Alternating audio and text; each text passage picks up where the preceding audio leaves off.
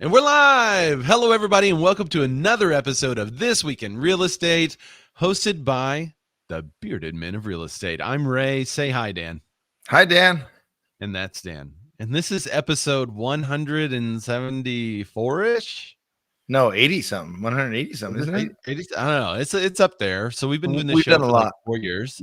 This is the fourth prediction special and the third in which we will look back on our previous predictions for 2021 and tell you how we did. We're the only industry experts to actually look back and say we were right or we were wrong. Yep. We will also point out several people who made predictions last year, and we will tell you how wrong they were. And we have some special guests for you today that I'm super excited about.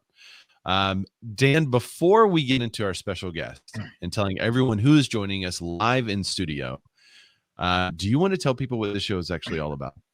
You know what? I'd love to. Now, when Ray and I met here on the interwebs, when did Al Gore create the internet? 76, was it? I think so. Yeah, 76 is when he created the internet, and Ray and I met shortly thereafter. We were online gaming together. It was very, very early days.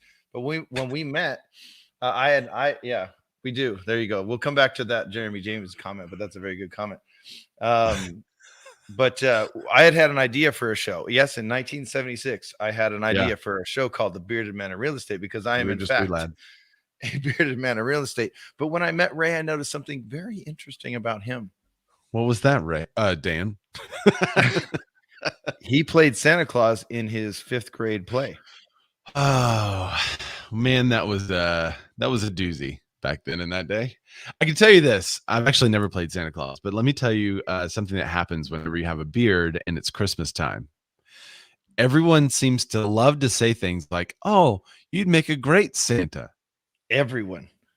And I'm like, I CrossFit. Okay. Right. Santa had like a belly, a huge belly. It's not a role that I want to take on, but a whole bunch of people like say, hey, we're going to invite a bunch of kids to our office to meet Santa. Do you mind putting on a Santa costume and being Santa? Like, I'm not going to do that. I'm not going to do that. I'm not good with kids. I'm barely good with my own. So I'm not going to be good with your kids either. I know a lot of you. I can't speak in sign language. All of a sudden, magically start talking another language to your child and create a moment. It's not going to happen. I like that. There you go, D. Jones. Damn it, I CrossFit. No, sorry. All right, go ahead. It's if you haven't met Ray in person, he's a big guy. You know, we're both tall. Not tiny. We're both tall, but he's a bigger version of. I'm a Dan and a half wide. He's a Dan and a half wide. You know, I'm just tall. There's no big, I'm just tall. That's it. Yeah. I got I'm rail thin. But anyway, but still you'd see him and you wouldn't go right to Santa. So I'm not going to say wouldn't. I'm not going to say it's as offensive as, when if your friend is pregnant or your wife is pregnant and they just walk up and start touching the belly. It's not as offensive as that, but it's right there because they're right in your space. And then people that say, what are you saving in that beard for later when you're eating and stuff? Just stop it. It's enough. It's absolutely enough. I am getting some white though. Oh, well, look I had the barber cut off the white yesterday, but I can't. This white is white. You can't get rid of that. But I digress. And by the way, if you hate the banter, I don't know what to tell you, man. We're not skipping past it anymore. There's no more time stamps. You have to watch the banter. Anyway, there's all kinds of timestamps. But anyway, I obviously noticed that Ray is a beautifully bearded man, but what I also noticed that he loves giving value up front to not only his clients, but also just to humans in general. So the show's about being more as an agent, but also being more as a human. Yeah, and one of the ways we believe in giving back is by letting people know what in the world is going on in the world so that you can add value to your clients and other people in the industry. If you have no idea what's happening and what's going on with one of the major players in the real estate industry like Zillow, or if you don't know what is going on with interest rates or that the Fed is even meeting right now, then how could you advise your client in some of their largest investments? So that's one of the reasons why we do the show. Rising tide lifts all boats, and we'd like to be that voice in the industry, the voice of reason, the voice beyond the headlines, and that's why we do this show. In a voice, and should we bring up some voices? Can we just go through the comments, and because We have one of let's our go to guests comments commenting, first. And I want to tell Pete to stop now. And then I also want to tell Malarsh, stop now. Dude. Jeremy James says, find Susie Orman. If you haven't seen the video where I predicted Susie Orman would be terribly wrong, you should. I won that. Pete Thorpe joins us. He says the tin can had really a long string to reach from California to Arkansas. It took me a minute to read that. And for those listening, he did a pun. The California and Arkansas. So did Matt Malarsh. He said better bold predictions. If that's a reference to last week's show, you would know that. Just for okay. So let's bring up our first guest. We're gonna go ladies first. Please welcome everyone. Julie Moon. What's up, Julie? Hello, friends. Hey, thank you for joining us. There's a person there. Okay, before we invite me to your studio, guys. Yeah, before we invite ugly people up to tell us about themselves. See, it's harder, Dan. I point to you every week, and it's harder than it looks because for like the first 100 episodes, I was pointing the wrong way, and now I got it. I got it now. Yeah.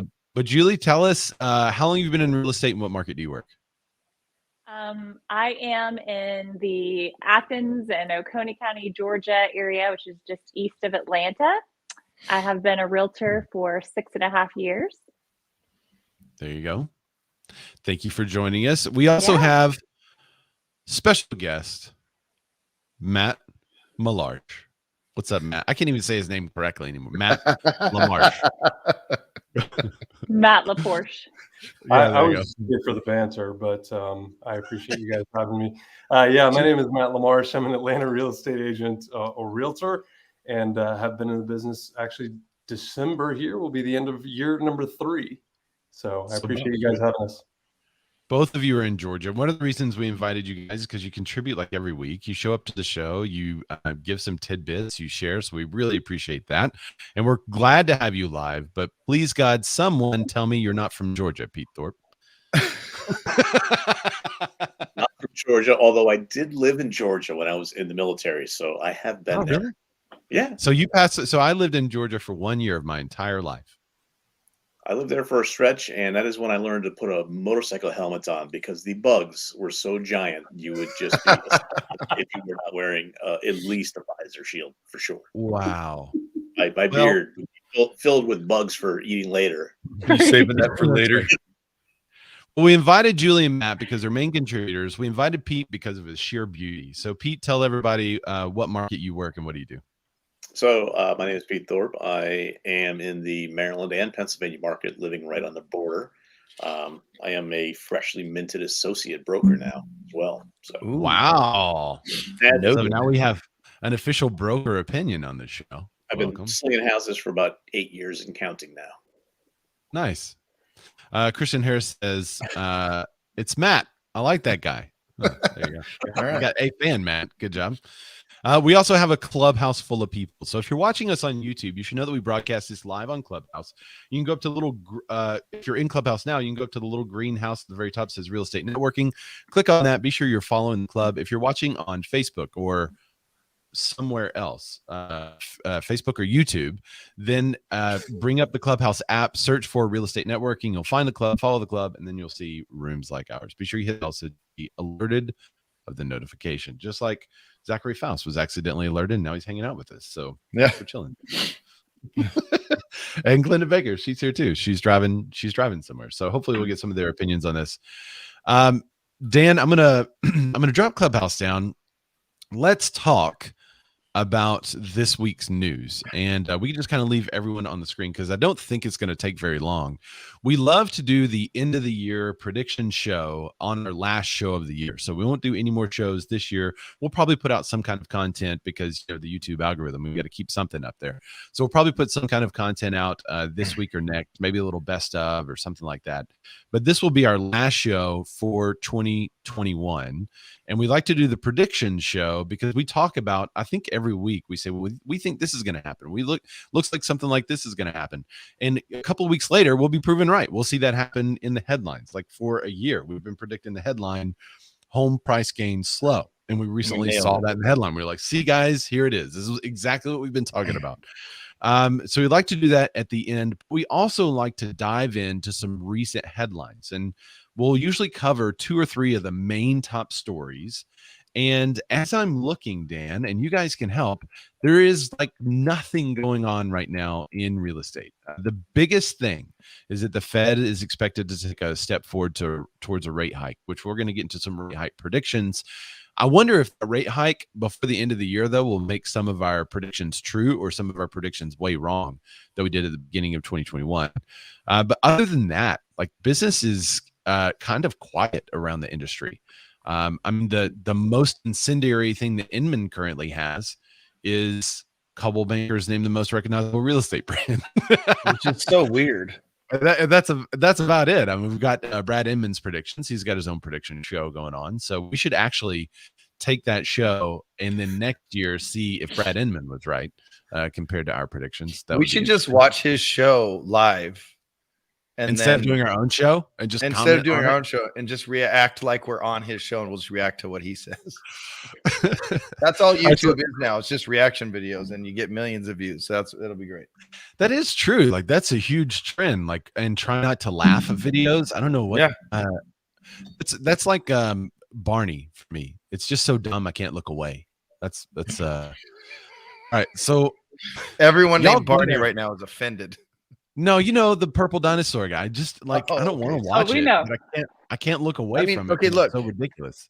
So first of all, I do think it was crazy right there at the top. I went to CNBC as well, but Home Builder Confident ends the year on a high, even as costs rise and labor is in short supply. You go to read the article, it went up 1 point. Yeah, 84. And then toxic mold, what you should know. Mortgage refinance, toxic mold. Anytime you see like toxic mold is lead-based paint in your home, this is a sign that they have no news. Just and they literally have finances fizzle. Okay, well these stories are written. They just it's a slow news day. Paste slow news day. Let's go out and probably a lot of the journalists maybe they take off during this time, which that they're going to take off sometime. Homeowners are sitting on record equity. We've been talking about that all year. So there's really that's CNBC. That's one source.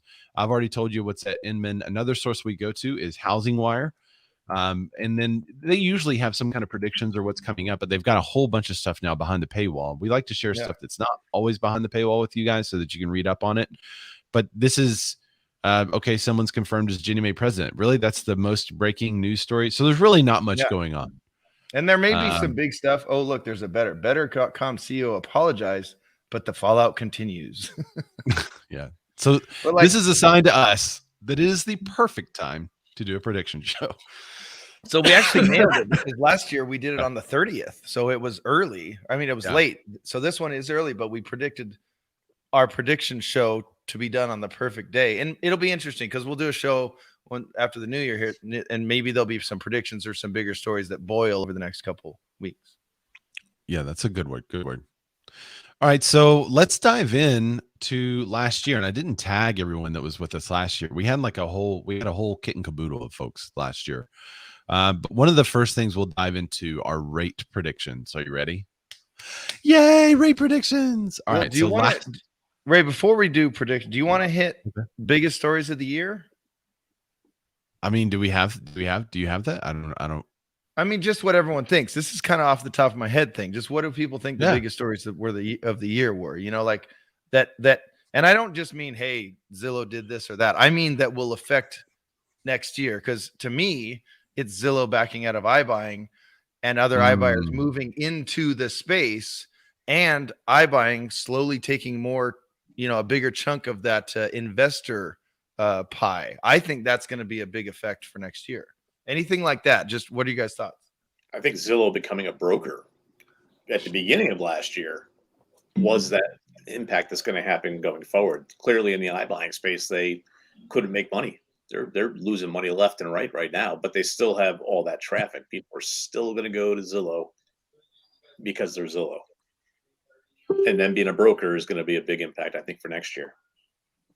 So what are they going to do? You remember when they became a broker, they said, guys, we're only becoming a broker so that we can manage the iBuying transactions that are in our area. Okay, now that you're iBuying, what are you going to do with all the agents that were currently working for you?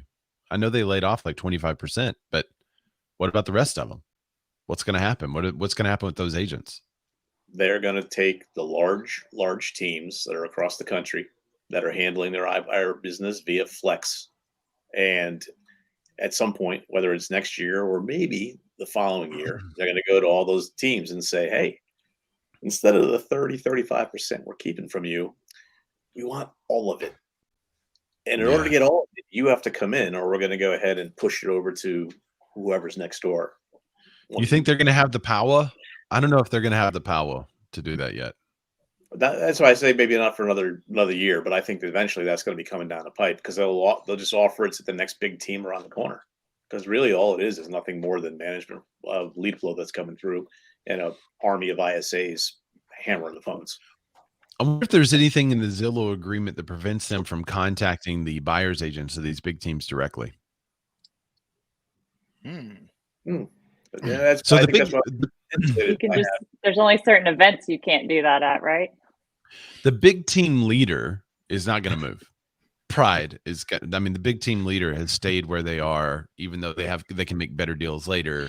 The big team leader is not going to move, but all of those buyer agents that are in Zillow working those Zillow leads, what's to prevent someone like Zillow from reaching out and say, hey guys, we're no longer going to be sharing these leads, but if you would like a position in our company, here.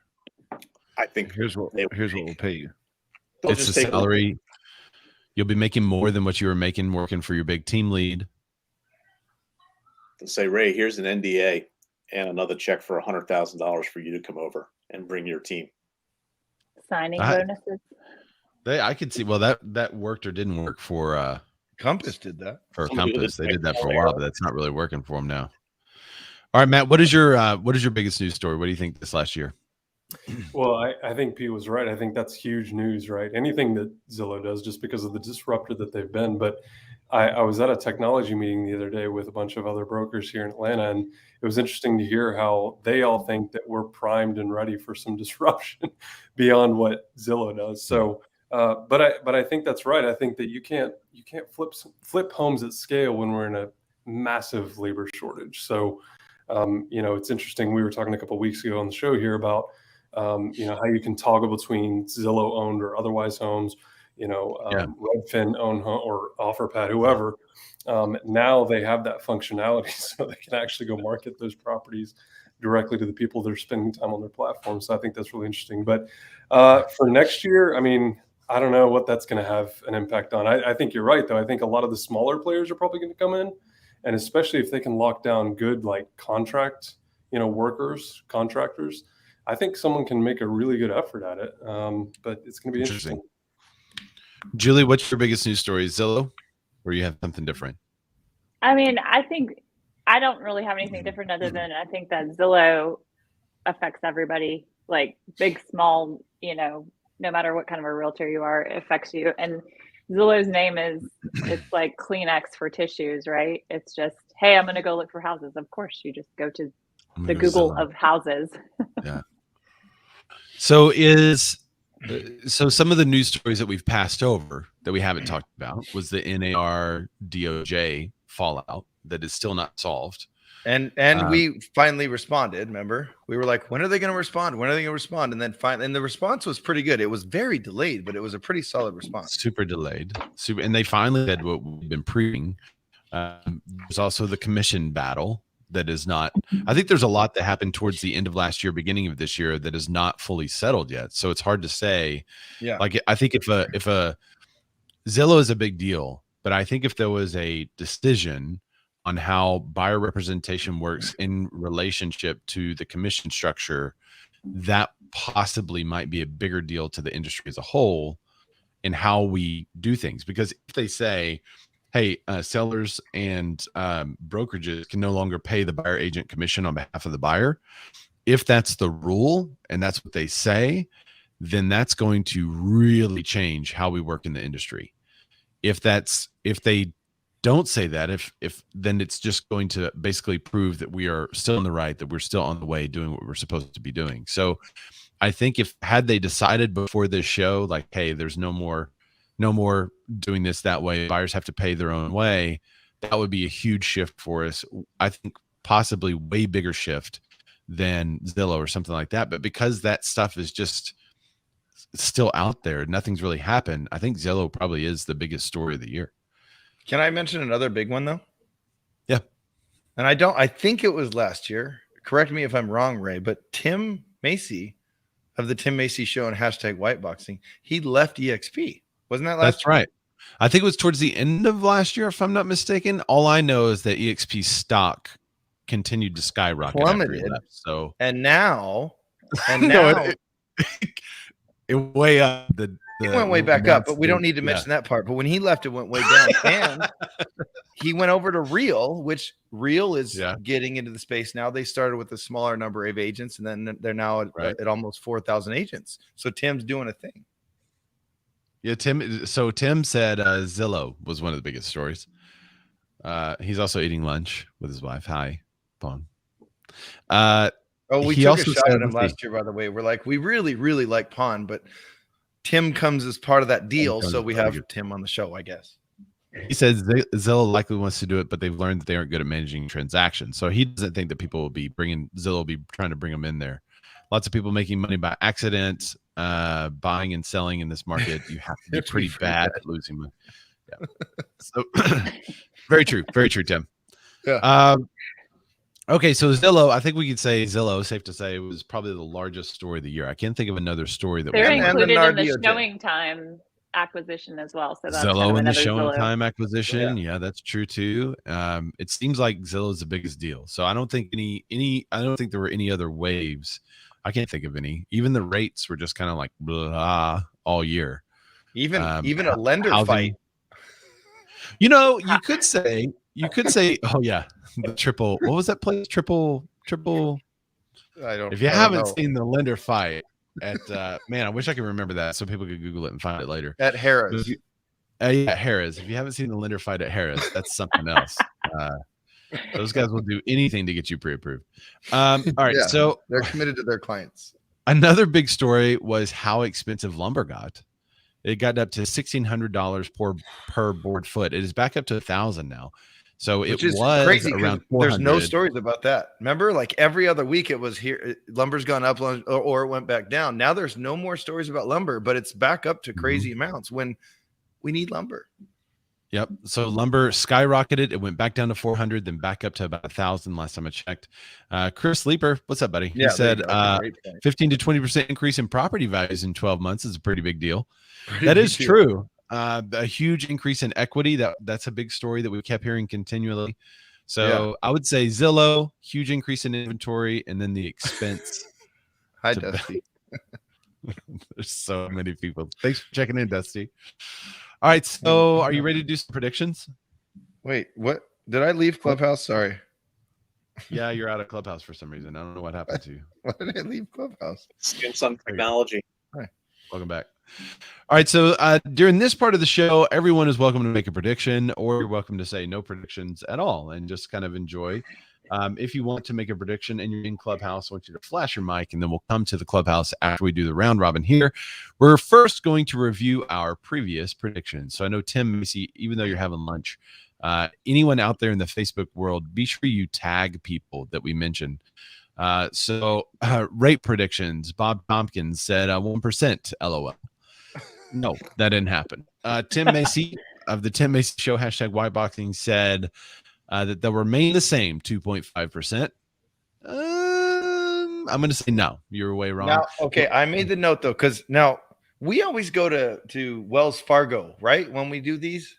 Yeah.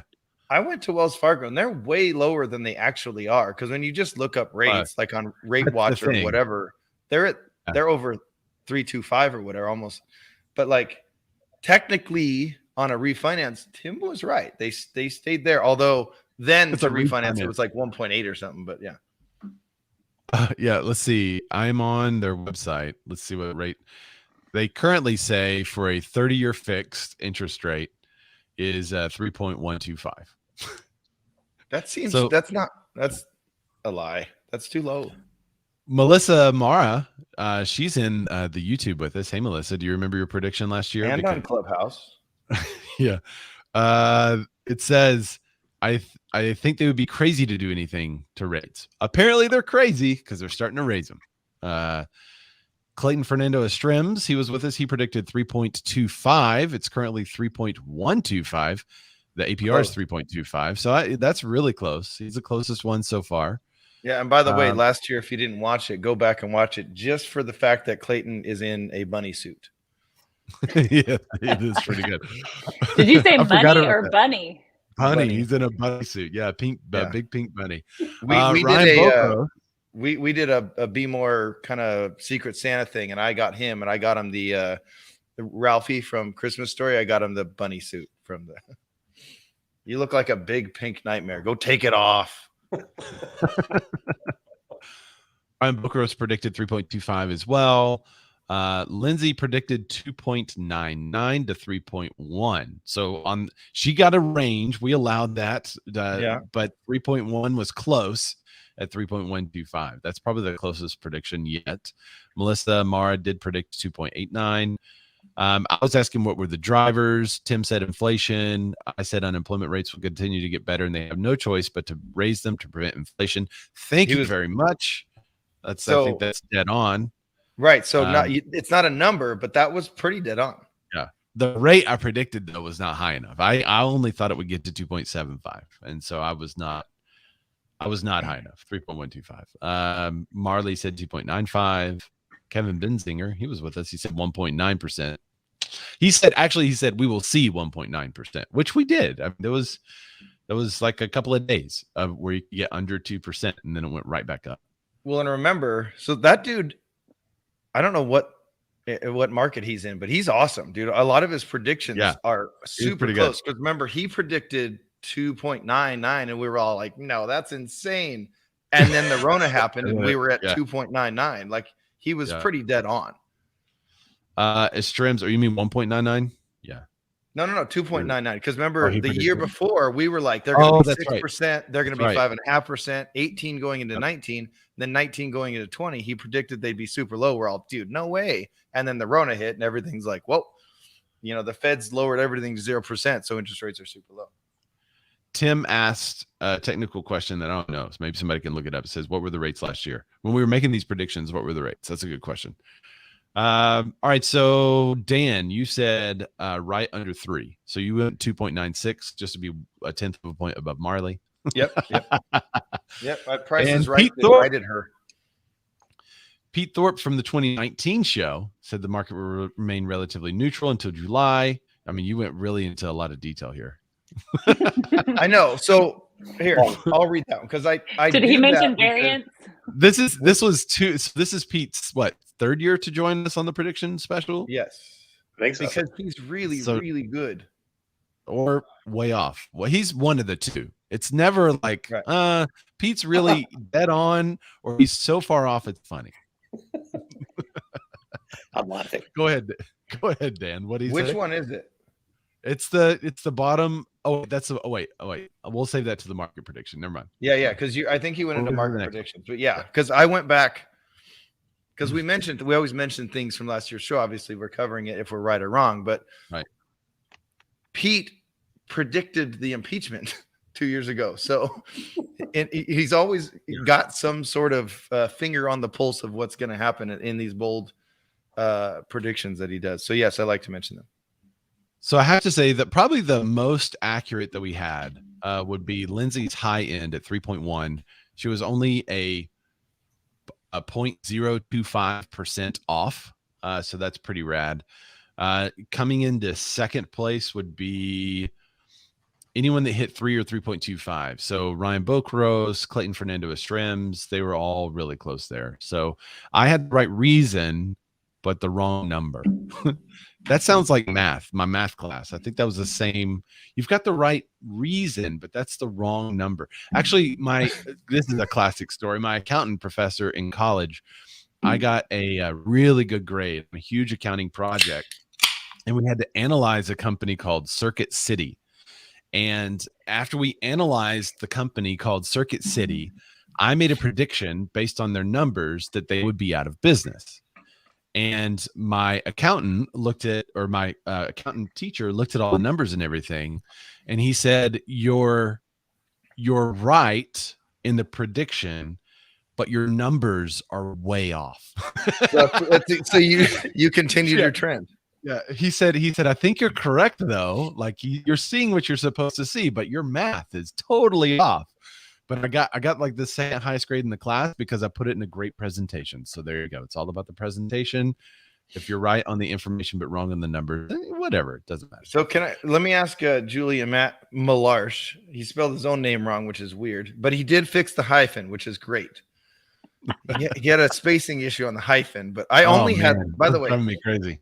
I only brought Matt on here just so we could mess with him for the entire hour. That's what I want. Because usually we got to do it in bits and pieces in text or just a little bit on Clubhouse, but we got him for an hour now. But what did you guys think, Julie and Malarsh, specifically at the end of last year? What were you thinking like rates would do for this year? At the end of 2020, what did you think they would do in 2021?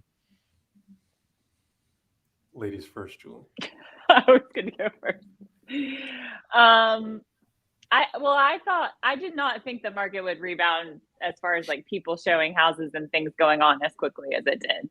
It really, I mean, granted, Matt and I live in Georgia, so that could affect whether or not things bounce back. But I feel like everything just kind of picked right up after we were down like 4 weeks or something like that. So if you had asked me in December, I probably would have thought that things would go really low because it would just be a very weak market. So that was what I kind of thought. Kind of what other people said, stay at 2.5, like Tim said, or 2.96, like I said, to beat Marley. I don't think we'd be selling tons of houses in April like we were. Yeah, I don't think any of us predicted how strong the Trump economy would continue through the Biden administration. What? Just kidding, y'all. Just want to throw a little of that in there.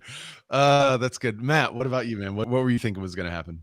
Yeah, a lot of the same. I mean, as far as interest rates were concerned, it was like I felt like every time I was like saying to my clients, they're not going to go lower. They're not going to go lower. They would go lower. So I was like, well, right. I'll stop saying that. So I think around 2.5, I was like, I don't know, maybe, probably. Yeah, you're probably right. But no, I mean, so here in Atlanta, at least, because I don't like to talk about what I don't know, but what I do know is here in Atlanta, we've been in a seller's market for about 3.5, 4 years now, and not just like, a strong sell. It's been like white hot. Like the last year, especially, has been multiple offers on everything, in every area. And so there's like 200 people a day moving to the Atlanta area. So when you look at, the available inventory versus, our office did a stat the other day that basically said 90,000 homes could be built and we would still have an issue here in Atlanta, which that's a massive. That's wild. But hey, builder confidence is up. So that's great. Now you know why.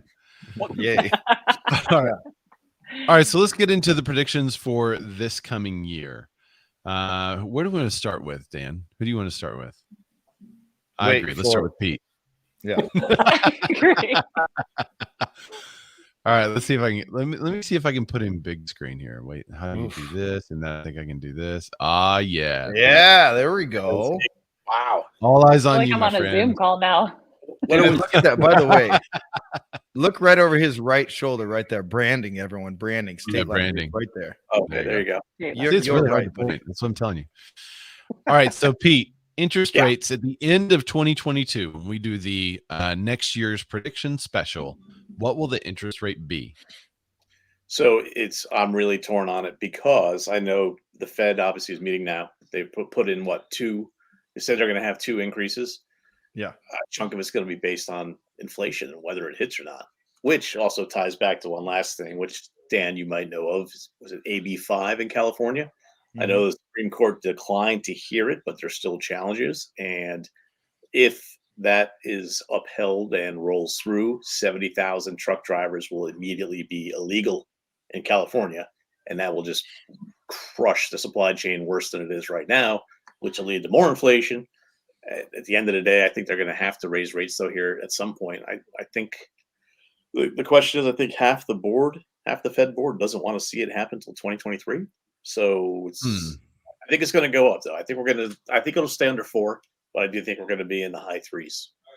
High threes. Is high threes 3.75, 3.85, 3.95, 3.9? Where's high threes? Give me a number. I'll go with 8.5 because that's going to put you up at 4 APR or whatever, or just under 4, whatever. Yeah, there you go. I like that. All right. 3.85. Can rates even get to 3.85? I don't even know if that's possible. But all right, 3.85. I know. I don't know what that. There's like numbers that they hit all the time. I think. I don't. We'll go with 3.85. All right. Let's see who's next. Let's go with Matt LaMarche. I think I'm going to say 3.75. And And LaMarche. if Zillow, and OfferPad and all these other iBuyers can continue to release as much property as they have over the last month or two here and cancel contracts and XYZ. No. They're not canceling contracts. They can no longer support those the closing. Yeah. Oh, sorry. Right. Yeah. Well, if there's a massive shift in the way that we currently do business and buyers start paying commissions, I might revise my answer completely. But just based on what I know, there's an asterisk on your prediction. You're not allowed to do that. Always. Yeah. You have to have those in there though, because if they have, I mean, if you can't look back at history and see that we're in where we are now solely because buyers used to have to pay for representation and didn't, and were getting burned left and right, you could say they were getting burned left and right, and that's why we now have the co-op and everything else. Why are they even considering going back to that? It's the most asinine thing that I've heard in a long time. But there you go. So Matt LaMarche is right. So Pete Thorpe makes a prediction of 3.85 and then says Matt LaMarche is right at 3.75. 3.75. Contradictory, but we'll take it. I like it. Miss Moon. I was going to say 3.75 too. I don't know. What do I have to say now? Is it like the 3.752 is very accurate. Yeah, there you go. You went up by 2.152 thousandths. Yeah. Sorry. 0. Is that what I'm Oh. It's like the price is right. Well, it's hard to tell with you Georgians and your English, I guess we could call it. Just kidding. I'm totally just kidding. All right, so 3.75. She's like the happiest person ever, and I'm just trying to get her to look. She keeps just smiling. It's amazing. We love you guys. That's the bless your heart, man. And there's the cup. Dang it. Yes, yeah. Okay, we hear you. So 3.75 though, that's quite the jump from 3.125 now. What's gonna drive the jump? Is it the Fed? But not until like the end of the year. I don't think anything's gonna change until third quarter at the earliest. Okay. Okay. What about you? When I watch this next year at 4 a.m, I'm gonna make sure I note that part. She's not gonna change until the third quarter. I mean, yeah, I think it's so I'm big screen. Is it my turn? Yeah. You're up, man. So I agree with everything that these three said, but with inflation being what it is and the Fed, I actually read about this. I never read or do any research. Just kidding. No. Just it's all just off the cuff, just what I'm thinking at the time. I'm very flittery like that. But they're saying there's going to be 2 rate hikes, and I assume they're going to be pretty big. So let's do the math on that. And by the way, this is Wells Fargo that says 3.15 or whatever they are. Two rate hikes. Is that going to get us up that high? That's almost a full point in 2 rate hikes. Those are big rate hikes, aren't they? Yeah. I mean, you could go a quarter point, you go a half point. That would be huge. Right. A half point, I think, would be big. If you did 2 quarter points, you would still be at 3.65. And those are the pretty big jumps. In full disclosure, though, the rate hike is the number that the banks loan money to each other, right? That's the rate hike that they're talking about. So they hike that rate, and it prevents banks from taking additional risk and loaning money to you, the small business person. Because it's been at 0. They loan money to each other. It's been at 0, so it's not worth it for them to do that. So they raise that number, and that puts less money out into circulation, which that starts to raise it. Now, the other thing they're doing is the quantitative easing. They're stopping that. So they're stopping to purchase these bonds and things like that. So that could also raise rates. All right, back on you, Dan. Just so having all said, because I'm playing devil's advocate a little bit, because that's a pretty big jump. But I'm gonna say, because I want to be the outlier here. I want to be the one that's either really, really right or really, really wrong. 4.1. Wow. 4.1. They're going to go over 4 for the first time in a long time. That's my prediction. But that's more than a point. I know. A lot, yeah. That's what I was saying. I was playing devil's advocate as I was saying it, and then I hit you with the actual number. Boom. Interesting. So is it directly affected by people's income going up next year too? Yep. Cat butt. Thank you. That's my cat butt. I apologize. That's the fat kitty. Hi, buddy. Yeah, it's income going up. It's inflation. It's a lot of things. It's the we're no longer borrowing money at 0%. It's all that stuff. I think it's going to go up, and I think it's about time they go up higher, because we've incentivized buyers for so long, and we're decentivizing. Is that a word? Disincentivizing sellers. Okay. Desensitize. No, that's not the word. Dude, what are you doing? He's putting his head in my camera bag. What are you doing? But anyway, I just think that it's time that they need to go up. They do. They've been artificially low for a very long time now, and they need to go up. So I'm going to be the outlier, or well, maybe Ray is. I don't know, but I'm going to say over 4.1. Okay, that's good. Now I think I might be an outlier as well.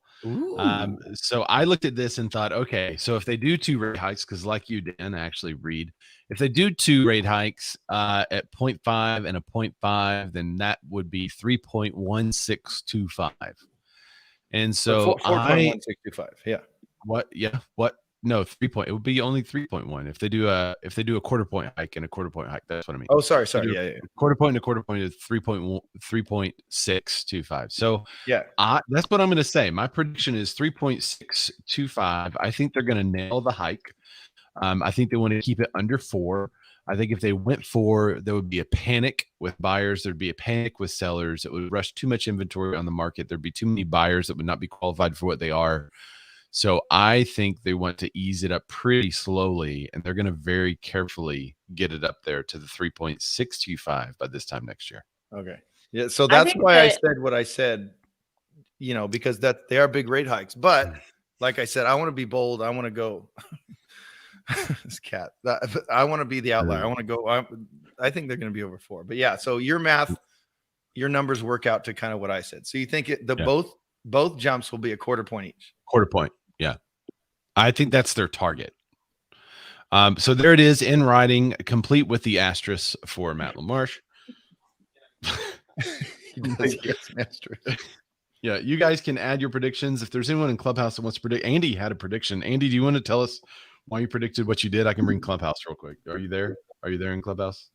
No. All right. Well, I'll just read it then. All right. He's on the, He's there. He commented, Julie Moon's coming up. Oh, there he is. Okay, I'm going to put your prediction on the screen. All right, Andy, tell us, why is this your prediction? He said rates will go up 3 times in 2022, but we'll finish under 3.75. Politics will get involved later in the year. All right, Andy, tell us about it. Yeah, I think that they will go up. They need to go up. But I think towards the end of the year, when politics get ramped up, they'll pull back on it to make sure it's under 3.75. That's just where I'm seeing. And I've had a few other discussions with others, a broker down in Florida, and talking about stuff like that. So I think we've all said it has to go up. It can't go down anymore. We say that and then it does. But as far as the rest of the economics go, inflation that we keep talking about and hearing about, they've got to go up. So yeah. I think they go up 3 times, small ticks, but they still go up, and they will finish below 3.75 because of how politics will work out. Not sure where politics are going, but it is a midterm election, and we'll see how that affects it, but I think it will. Ooh, that's a good point. I forgot about the midterm election. That could definitely be a factor in there that I wasn't playing into. Julie, she just popped up here. What's up, Julie? Tell everybody who you are, what market you work in, and what's your prediction for this. Julie Mozina. I'm in the Des Moines area, Des Moines, Iowa area, the metro. And, I don't have any fancy reasons behind my prediction, but I say 4.125. It seems like the pattern has been, first of all, how long were we in the fours? Like, we were in the fours a long time. Just a long stretch. And that's where they need to get us back to. And so I feel like this year they gradually, slowly, and let's face it, every March, every September, rates go up. I think they're going to push to get back into the fours by the end of 2022, whatever factors there are. So I'm predicting 4.125. 4.125. You heard it here. That's the highest prediction of the day. Dan, that beats you by 0.025. I'm in. So I like it. If it's the over, she wins it. If it's the under, it sounds like I'm the most optimistic when it comes to rates. Even the great Logan Matashami, who's a friend of the show, Jeremy James, says he predicts a market leveling at 3.75.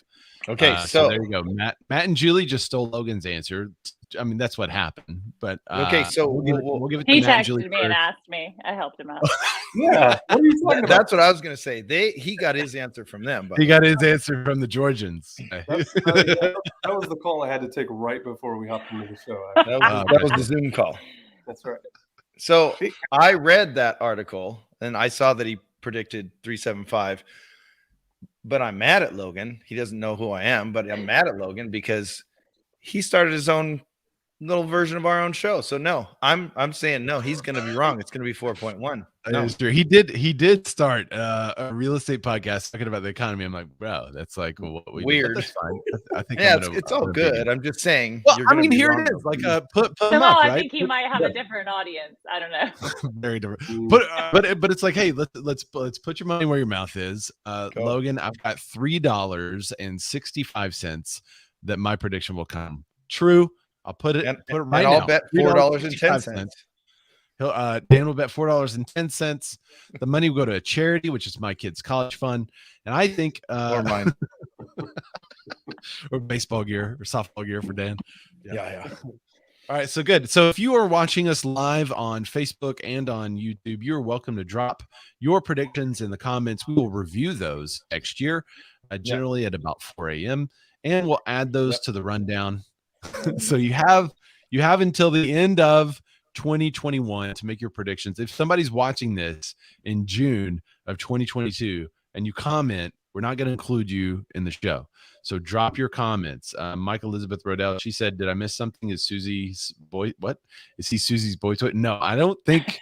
Let's not start rumors. Wait, so Susie's hanging out with Logan? Yeah. Now, what I didn't see is Mike Elizabeth Rodell's prediction on that one for last year, but she did make some predictions, or we don't know if it was Mike or Elizabeth. Chances are, if it was right, it was Elizabeth. If it's wrong, she's going to say it was Mike. I did not see her predictions on that one, but we have her coming up in the show later. So I think it was much like today. She jumped in later. I don't think she had a rate prediction. I don't think she's like. All right, go ahead. There's one thing that we're going to have to take care of is probably not the right word. There's one thing that we're going to need to explain and have conversations with clients about these rates, though.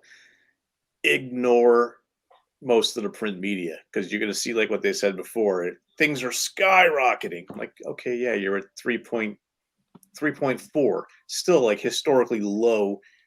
Yeah, money. But they will. It's going to cause an early spring panic. Yeah, they're going to make it out to be like an absolute frenzy, as the media does. They're just going to be like, oh my God, rates have skyrocketed and nothing's affordable. It's going to be media messaging is going to be a hugely important part for us, explaining to our clients so that they can understand that, and a little bit to our sellers, just that, hey, rates have ticked up a little bit, so buying power has gone down a hair, so they might not be in that white hot market where people are moving everything out of the sun. Jerry James with a great quote said, headlines are designed to terrify, not clarify. I think the headlines are correct. I think headlines in both types of news outlets are going to be correct. But I think due to who's in the administration versus the general leaning of the media, you'll hear less frantic stuff about the market. You'll see the headlines, but as you read the articles, they'll all be pretty like monochromatic. Like there's not going to be much differentiation unless you're watching a conservative news outlet. That's when you're going to hear like the terrifying stuff. So if you walk into a house and they listen, that's it. If you walk into the house and you see Fox News on, just know that you're going to have to battle some great conversations. If you walk into the house and you see MSNBC, they're probably really ready, rosy, and game to buy. That's just was the opposite a couple of years ago, and we all saw that. So that's one of the things that Dan and I talk about all the time, are how the politics affect the headlines and how the administration affects the news. The fact that you have to tell people that full employment is anywhere from 4 to 6%, depending on who is in the administration. I mean, that's ridiculous. But as soon as you get towards 6%, the media with a friendly administration for them says, oh, we're nearing full employment. But if it's an administration that's not friendly, it's like, why is the unemployment rate so terrible? And that's, but legit, like economists will say it's from 4 to 6%. So I like when an administration takes over from, another, it's been like 3 days and it's like the market is tanking because of this administration. No, dude, this is stuff that's been happening for the last 6 administrations. Like it's not just one to the other. It's just, but they get headlines, but I think that's the best thing I've ever seen. Headlines are designed to terrify, not clarify. Yeah, that's a good quote.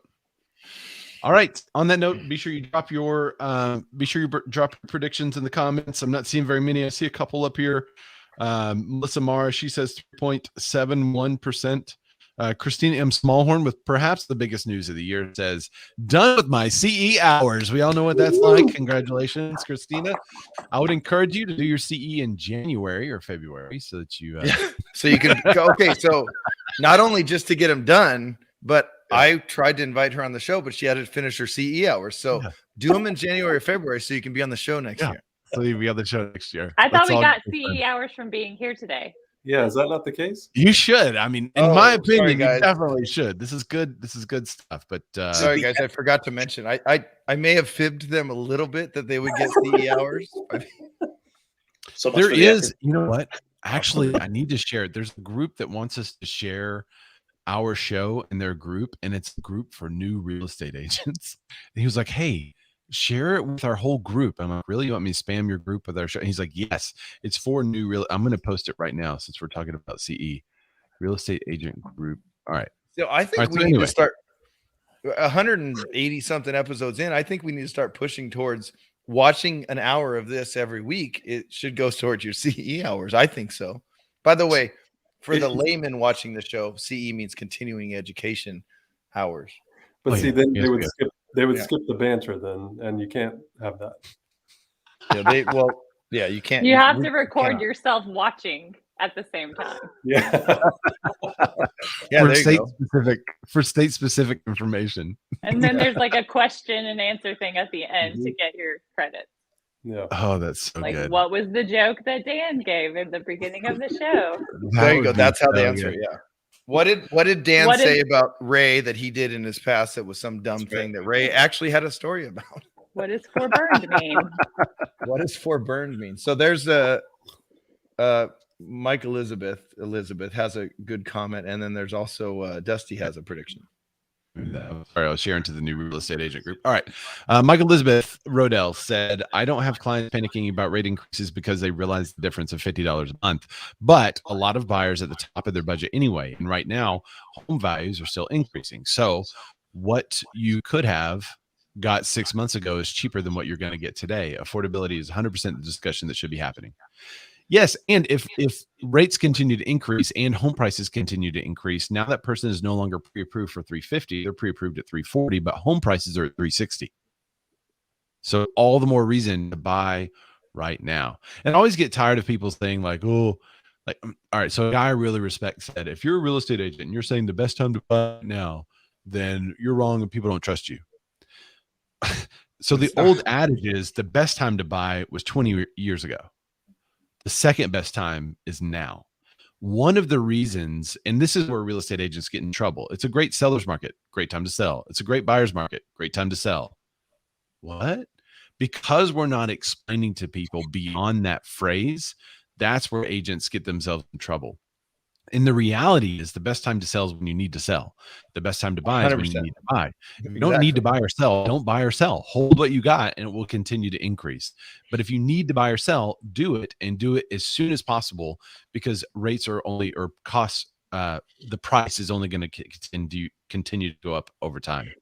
So where real estate agents get in trouble is they don't fully explain that. They don't fully explain what they're saying, that now is the best time. That is true, but it's only if you actually need to. Anyway, so soapbox. Sorry. Wait, Jack Attridge. I hope I'm saying your last name right. He has a Attridge. So this inventory is more of a will market have prediction, but first quarter 22 versus 21 in most markets. I don't know what. It'll be inventory half will what it was. have. in it'll be 21. half. Halve. Okay. It'll That's have. bold. That is a big bold prediction, and we'll count it as towards our inventory prediction that we are jumping into right now. But first, before we get you guys predictions, let's talk about the predictions that we saw last year as far as inventory goes in the market. These are our market predictions. I also want to note, just so it's said, that Dusty Martin predicts at least 3.65. So that's what Ray said, and then no more than 3.89%. She's a ranger. She's a ranger. The Ranger. 3.75, right? Yeah. All right. So let's look at the last year's market predictions. I'm hearing it, Dan. I think I'm hearing an echo on yours, just so you know. Market predictions. Strims, Clayton Fernando Strims, who was in a bunny outfit last year, he thinks he will see a lot of properties come on the market that would have been rentals because of capital gains and no 1031 exchanges. I think we can say that was wrong, right? Yeah. I don't think that happened, Clayton. So there you go. Pete Thorpe had a prediction from the 2019 show that's in here. Dan, do you want to highlight this for us and kind of tell us what's going on? Yeah, this one. Was this the to the bottom of the first page? Yeah, so 2B. There you go. If you guys don't know, but I go through and I literally just write down stuff that was kind of either noteworthy or an actual prediction, and it's all indented in paragraphs and all that stuff. So 2B, it's literally right here. Here's what this is the show rundown for the day. Can you see it? Yeah, there you go. It's the entire. I timestamp everything just because that's how my brain works. But at 51:38, Thorpe said from the 2019 show, he said that the market will stay relatively neutral until July, and it'll depend on the Democratic nominee. Remember, this is 2019. If Warren or Sanders is the nominee, things will freeze because people will be scared about what's going to happen to jobs. If it's Biden, someone who's a little more moderate, then things will kind of cruise along and remain the same. No change between a Trump win or a Biden win. And that last part, I think, is the most noteworthy because things kind of stayed the same. Rates stayed low. They went up a little bit. But I think 2 years ago, he was predicting what would happen this year, which is so interesting to me. Yeah, I think he was dead on right on that too. So congratulations, Pete. Just like we found out, 2 years ahead. Yeah, just like we found out, whenever you predict that home price gains slow, and you predict that every week, that you'll see that headline. Eventually, you see that headline. So yeah. Way to go, Pete. All right, so Melissa said the inventory isn't going to get much better, and that new builds will not be able to keep up. Ding, ding, ding, Melissa. Right. Very good. I think you were right on. Marley said that she thinks it will be a seller's market nationally, and in Charleston, where she is. She said even if they did wait until spring of 2021, there's just not going to be enough inventory for the amount of buyers going to buy. She thinks that people will still list their homes, but buyers will just keep gobbling them up. And she was right there too.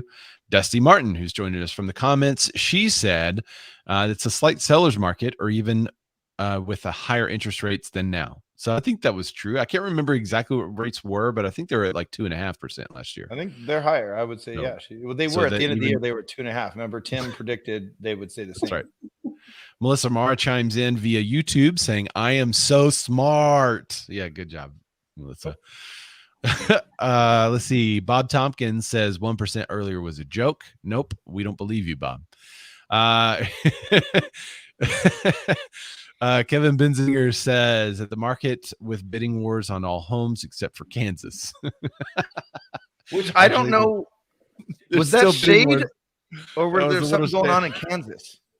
Ryan Bokros joining the conversation. Thanks for joining, Ryan. We talked about your rate prediction earlier and said that you were the closest at 3.25. It's currently 3.125. So very good.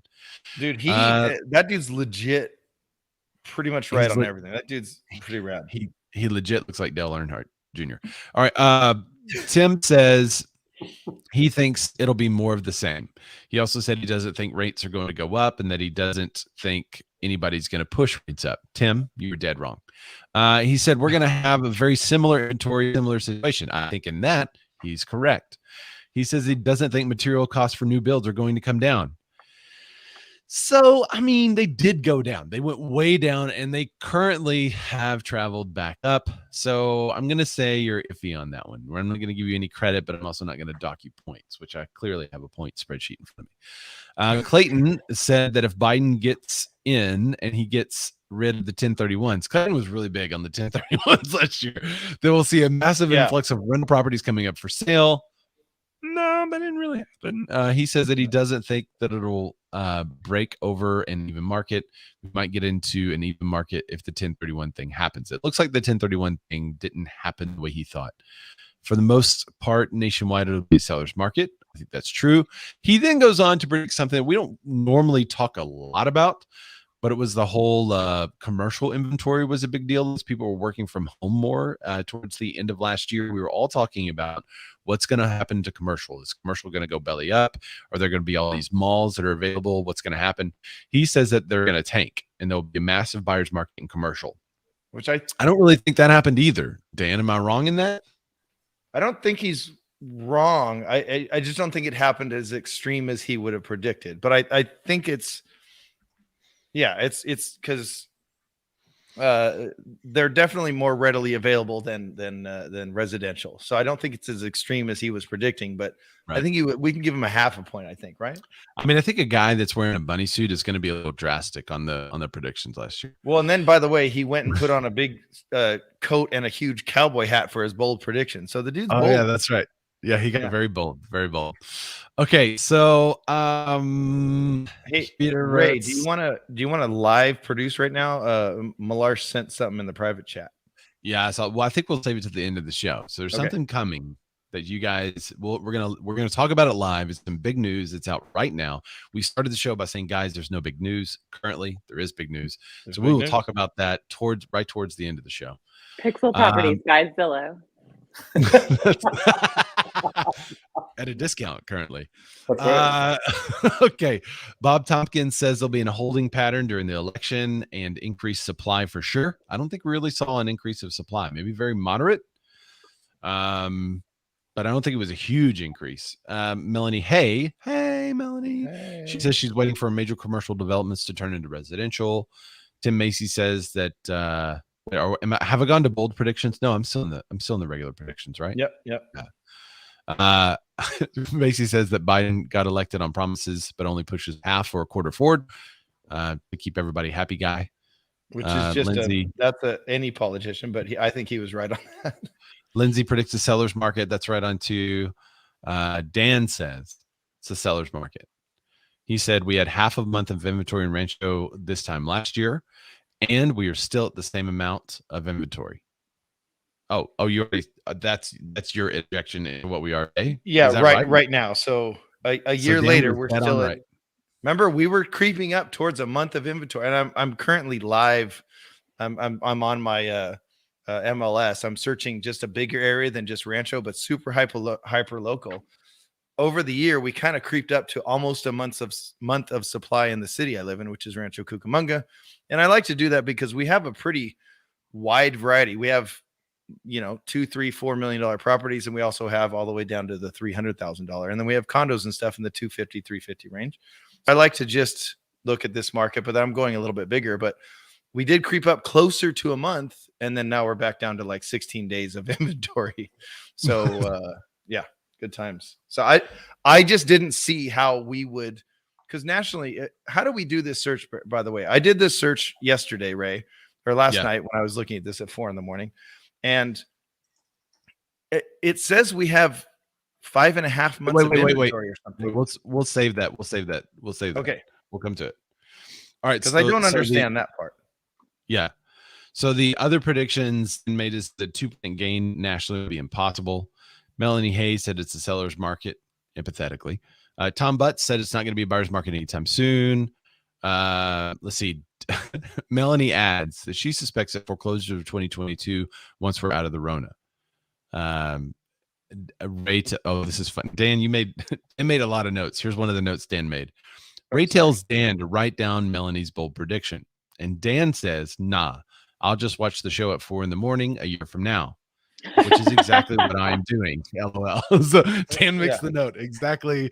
He's watching the show at 4 a.m. and he tells himself in the show last year, he will be watching it at 4 a.m. This is perhaps the boldest and most accurate prediction that we've ever had on the show. Which is what I do. I procrastinate all day. I'm like, all right, I got to watch the show. Damn, 4 in the morning. It's the one thing I've promised Dan to never do is to rewatch my show. So Dan has to rewatch his show. I have to I hate rewatching the show as well because I think I look like Animal or some weird version of myself. But I rewatch it once a year. Once a year. All right. So Ray tries to set some rationale for a buyer's market, and we see right through it. Yes, what we did last so year. good. I did. I was like, okay, well, what if foreclosures happen? What if I was really trying to play devil's advocate there? You gave a full 3 buyer's market. We see right through it. Oh, wait, I'm hearing. Where's that coming from? Where's that coming from? I don't know. Somebody pull out their headphones. Yeah, all right, there you go. But though you gave 3 different things, if they all happen perfect storm, and I think you said around springtime of this year, 2021, then we could see that. And it was perfectly rationalized, just like your math problem in 5th grade or whatever that was. And then I said, no, not gonna happen. But the numbers were all wrong. And then he said, no. Yeah. But if interest rates are so low, it is a buyer's market, isn't it? Well, so I was that's a spin. That's a spin. I like the spin, Julie. Make me right. I like the spin. So in reality, I predicted a seller's market with 5.5 months of inventory. That's what I predicted. And what is inventory today? It's that 5.5 months of inventory. What is it really? I think it's exactly that. I'm gonna look this up. Just look up national or U.S. homes inventory. A monthly supply of houses in the United States from Sacrosors. Let's see what that says. I see the housing inventory numbers, but I don't know what the supply numbers are. 6.3 months in October. Yeah, October 2021 was 6.3. So that was a little bit off, but it's still a seller's market with over 5 months of inventory, 5.5. So I was a month off. I think you can take a whole month's inventory off for all the overpriced listings that are never going to sell, that people just threw it out there that aren't real world listings. Right. There's some truth to that. We used to look up, we used to be able to Google current housing inventory and it would tell you just a number and then have some details. That's where we pulled that original number from. Is you could just Google it, current housing inventory, and it would pull it. But now Google has changed the way they are doing it, so it's not showing up. Dusty makes the point there because I just don't understand. How is it at 6.3 months of inventory? That would be a neutral market, right, Ray? Yeah, that would you would say you would think that worldwide 6 months of inventory in most markets becomes neutral, but you also have at 6 months of inventory, you have some of those markets that are way out there. You have some of those markets that are really tight still, so it's kind of all over the place. Yeah. I think the cities, though, skew everything when you've got places like New York City with a bajillion apartments, and those get counted as housing units, and they are, but they're not really nationally. You can't take those high numbers. So I don't like using national stats because it really is a hard sell. Like you need to look locally and see what you actually got. Yeah, you got an extra. We need to come back to Mia's comment because it was bold at the beginning and she just changed it. No, but both Marley and Tim mentioned in last year's show that their downtown areas had like tons and tons of inventory, but on the outskirts in the more rural areas, they had weeks of inventory. So I think Pete makes a great point. That's interesting. All right. So what is our predictions now moving forward? Wait, I need Mike Elizabeth Brodell. She had a prediction on this. She says she thinks affordability is still going to be a huge issue with all the crazy increases, while the low interest rates mean they could still get 10% more home. Most buyers are not wanting to purchase fixer-uppers, and that's what's available. So she thinks they're going to plateau. didn't quite plateau, but I think the rest of her numbers are wrong, but the theory is correct. I think. It is still a great market if you're a buyer with low rates, but it's still a seller's market as well. All right, so let's go in the same order we did before. Mr. Pete Thorpe. Then we go with Pete. Yeah.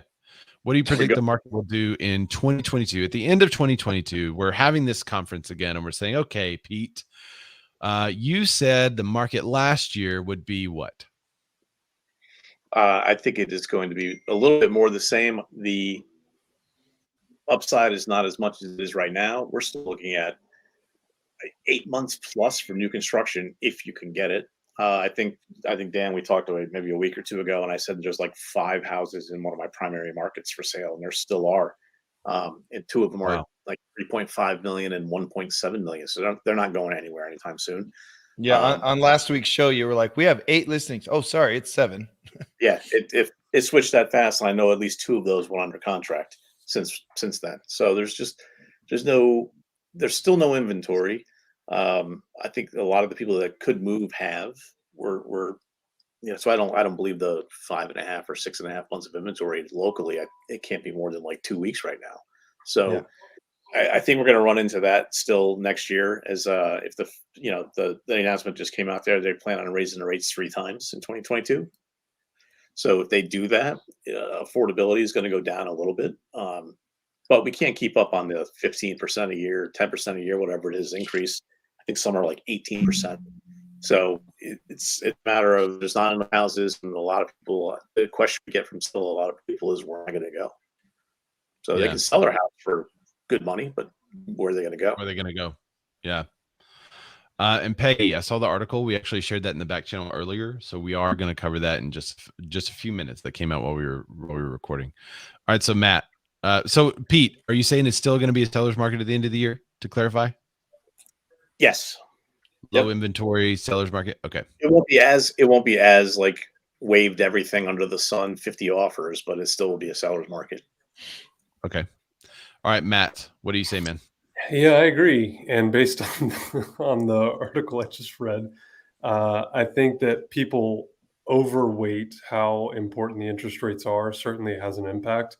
But again, and I'm like Pete, I don't like to talk about, nationally. I feel like it totally gets skewed. But here in Atlanta specifically, I think if the interest rates do slowly increase, I think it's a domino effect, though. Like, I feel like right now, and I've sent this email out to my clients, and I'm like, are you worried about, like, if I could find you a house, would you move? Well, yeah, absolutely. And in this price range and up or down or whatever, in terms of, upsizing or downsizing or moving to a different area. So I think there's a ton of potential buyers out there that are also sellers, right? That eventually would make the move. But this thing is a domino effect, right? Like, as soon as they make a move, it affects the next thing and affects the next thing and affects the next thing. So I think we got a ton, like a lot more than people realize, buyers, again, here in Metro Atlanta, that would become sellers in a heartbeat once they feel like inventory is opening up. So I'm going to say it's still a seller's market, but the 1.3 months of inventory that we have now are probably going to be more like 3, 4, 5 months, I think. Okay, good. Not as hot. Not as hot. Miss Moon, you're in the same market he is, but what is your overall prediction for the nation? Where do you think it's going to go? Well, I'm sort of in the same market.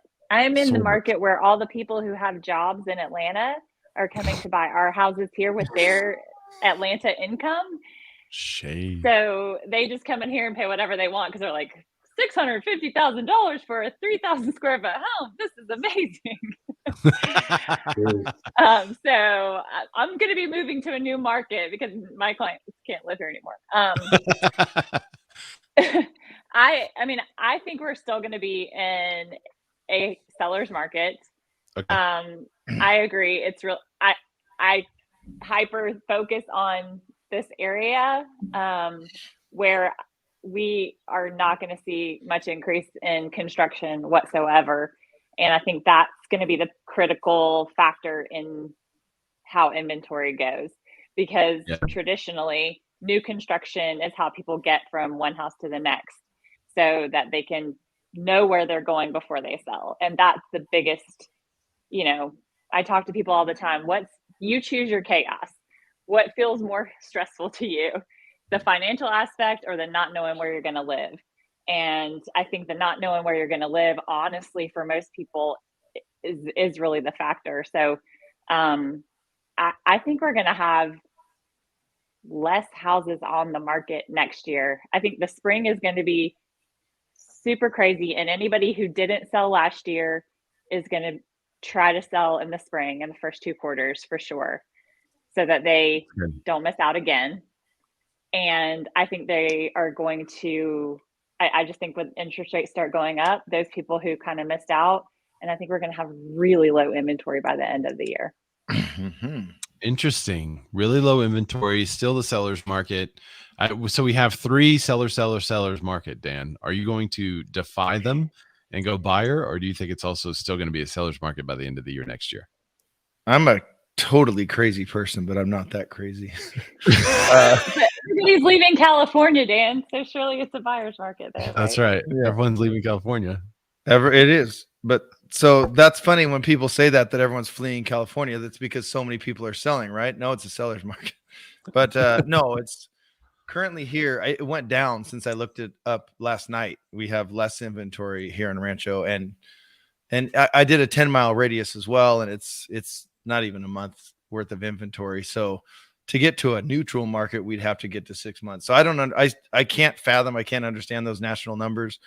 But I will say the same. It'll be a seller's market, just not as extreme as it's been. And who made the point? I think Julie made the point about, you got to take into consideration the people that are like, they think it's May of 2020 when you can just ask for any number you want and get it, and most likely more. It's not like that anymore. So I think it'll be a pretty chill seller's market is how I'll say it, I guess. With hopefully more people selling because they realize, hey, I've made a lot of money in the last 2 years, and it's time to sell. Interest rates are still reasonable, and on the buy side, I don't have to worry about where I'm going to live. I can go buy a house without too much competition. That would be my prediction. Good. So seller's market, but can still purchase without a lot of competition.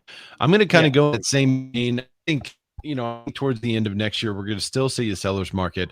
I think if you Google it, what is the current housing inventory, you're going to see like 7.5 months of supply.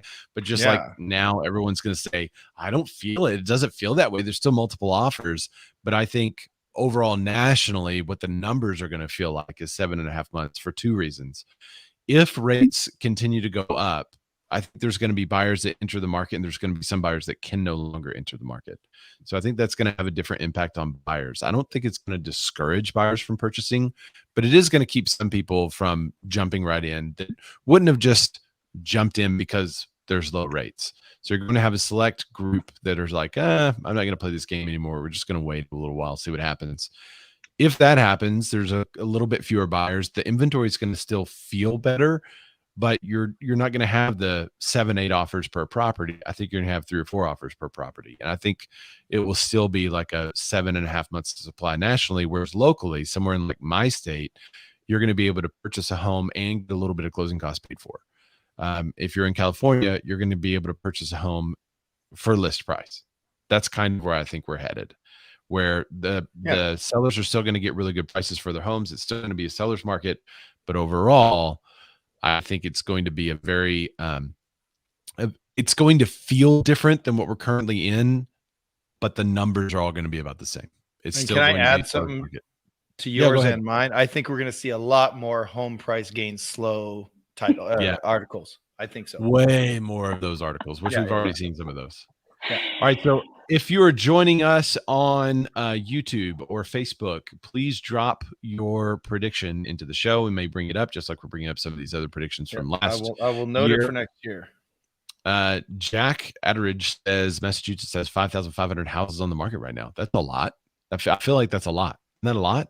Well, maybe that's the whole state of Massachusetts. That a whole state? That's a whole I feel like it's a lot of houses, though. Melissa Mara says, so 30 offers last year down to 10 this year, 5 next year, when we're talking about multiple offers. That's basically what I feel like that's skewed, though. Because what do you mean? So I just had a listing. We got 10 offers on it, but I could have had 20 offers, except for people knew that of those properties, they just bowed out before they even made an offer. Because they knew there was going to be multiples. They knew there was going to be cash offers. They knew, I had an open house and it was packed. So I think even though you only get 4 offers, you really have 20 people who want it and would make an offer still. It could be, but as rates increase, there's going to be less people that can afford in that same price range too.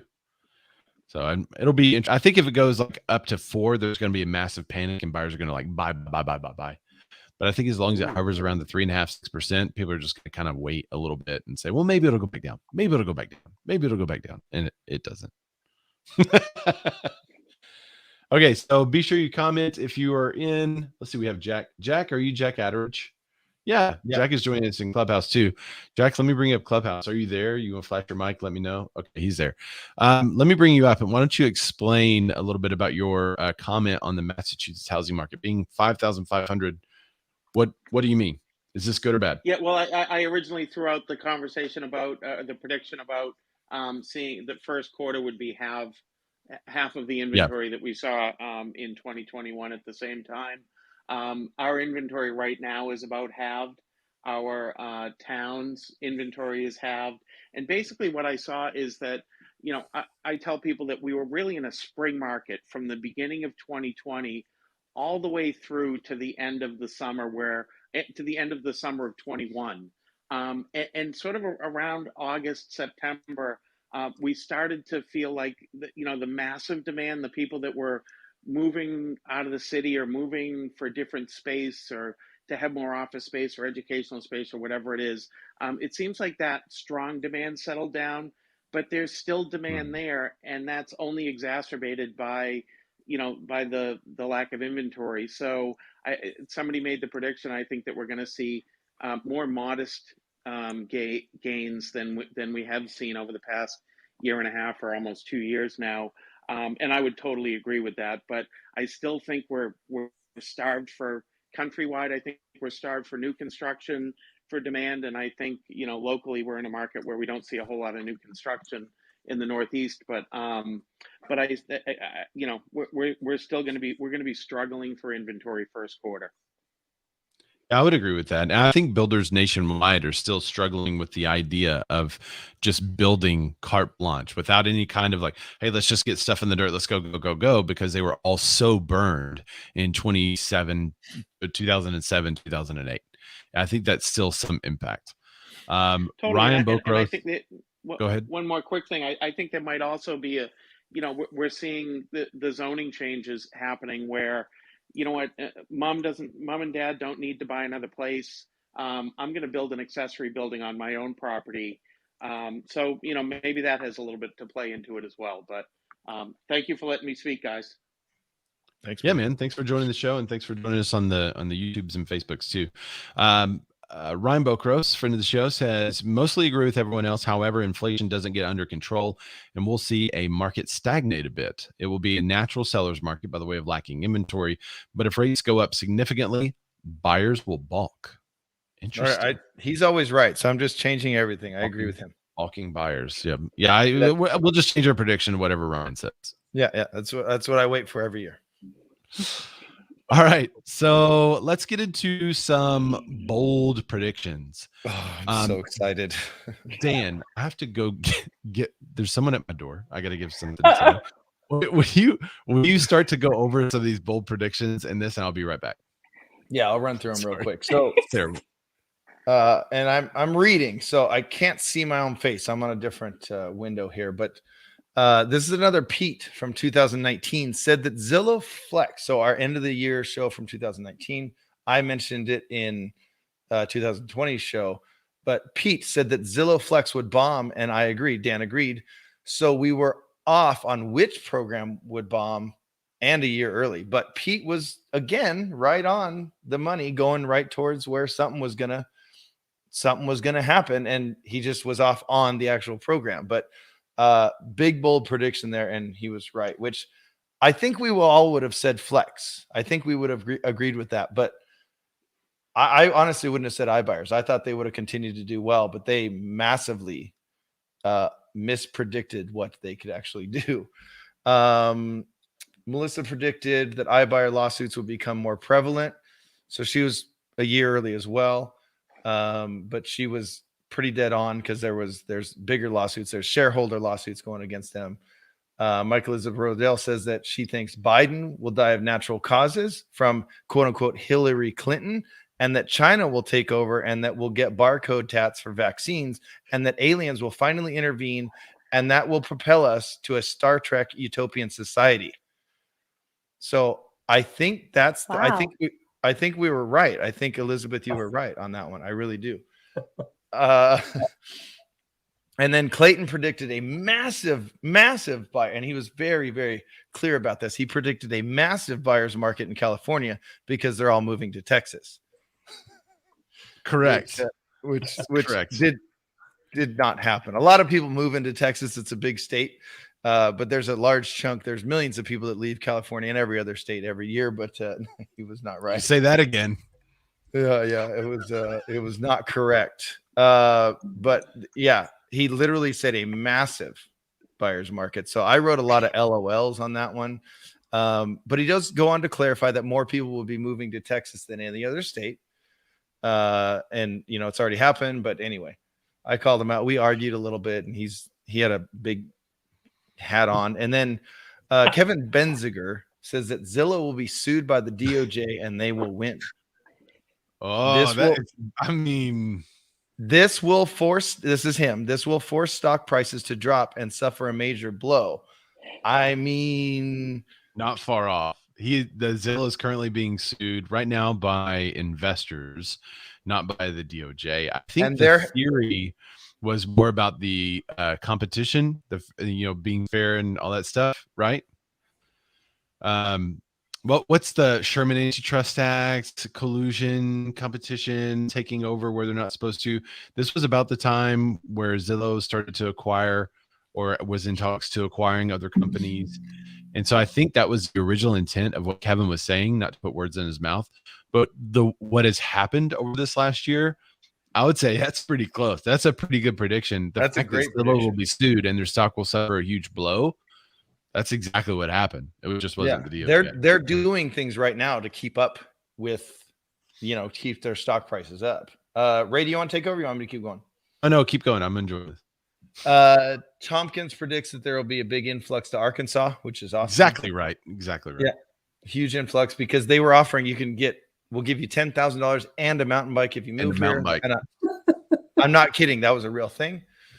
Melissa says that she's waiting for Zillow to get sued, and that is going to happen. Remember, the other one was from 2019, so she was correct on that one. They're getting sued by things. And again, I think it was over the iBuyer stuff. So she was definitely onto something there. And then Lindsay predicted zombies, and then she does come back to a really, really bold one later. And then she actually said that disaster real estate will become a thing, like underground bunkers and etc. I thought that was interesting. Tim Macy of the Tim Macy Show and hashtag whiteboxing, which is how you have to say his name. He predicts that one of the top three companies, KW, Remax, and Coldwell Banker, will fall out of the top three. So I Google it right now. Now on the show, he said because of they were all coming in at over $200 billion in production. But then when I text him, he said kind of more agent count. And I don't think that's happened in either capacity. I don't think they've been knocked out of that. And you can't look at Realogy because Realogy owns a bunch of different brokerages. I'm always down for calling Tim wrong. So the Real Estate Almanac. The Real Estate Almanac says Realogy, Home Services of America, and EXP by agent count. But that's independent brokerages. That's not big ones. So that's why I couldn't find the right numbers. But and because that's the same one that says Keller KW's number 18. Yeah, they're counting the corporation, the corporate owned stores maybe or something, but they're not necessarily counting the independent. There are Keller Williams around the country that are franchises. They're not necessarily a corporate store. So where did we find that originally? We found the list originally, but that's the problem. In a year, a lot of stuff changes on Google. Google's wiped it. So I don't know. I would just say that didn't happen. And then Marley goes on to say that she thinks 30% of people are going to flee from their state and go to another state. Yeah. And we said, wait, that's a big number, Marley. 30% is a big number from any state. From California, that would be 12 million people would flee from our state and go to another state. She wasn't talking about 30% of those who move will move out of state. She's saying 30% of people. People. And I think we can say. I think she mentioned all states. So I think, but hey, we're being bold, right? And then I'm going to pat my own back here and then take it away because I immediately messed up my own prediction. But Dan predicts, I predicted that the moratorium will end and that foreclosures will become much more prevalent. Well, that's right. I would say that's correct. We did an article not too long ago about that. Yeah. And then Clayton asked if we really believe that foreclosures will really flood the market. Ray and Dan both say that they don't see if there's any way to avoid it. Clayton says that and then again, this is from last 2020, that there'll be more, but not avalanches, that the people will just add missed payments to the back of their loan. So I think I think he was correct. That's not flood. Because remember, it's like, what did we hit last week or the week before? Foreclosures up 65%. Well, they have to be because they were down to zero for months and months and months. Yeah. Uh-oh. What? We'll come back to Elizabeth. Oh, yeah, no, I've seen this. She's got another good one. Benzinger with another correct one predicts that Trump will announce he's running in 2024. Has he officially announced it? I don't know.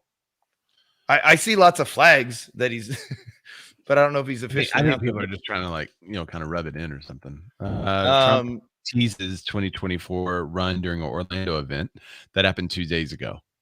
So let's just say he was right because he's always so close. But anyway, and then Tim goes on for the foreclosure stuff, says that people in power will do whatever they can to keep people out of foreclosure, and that inflation will happen and the stock market will continue to go up.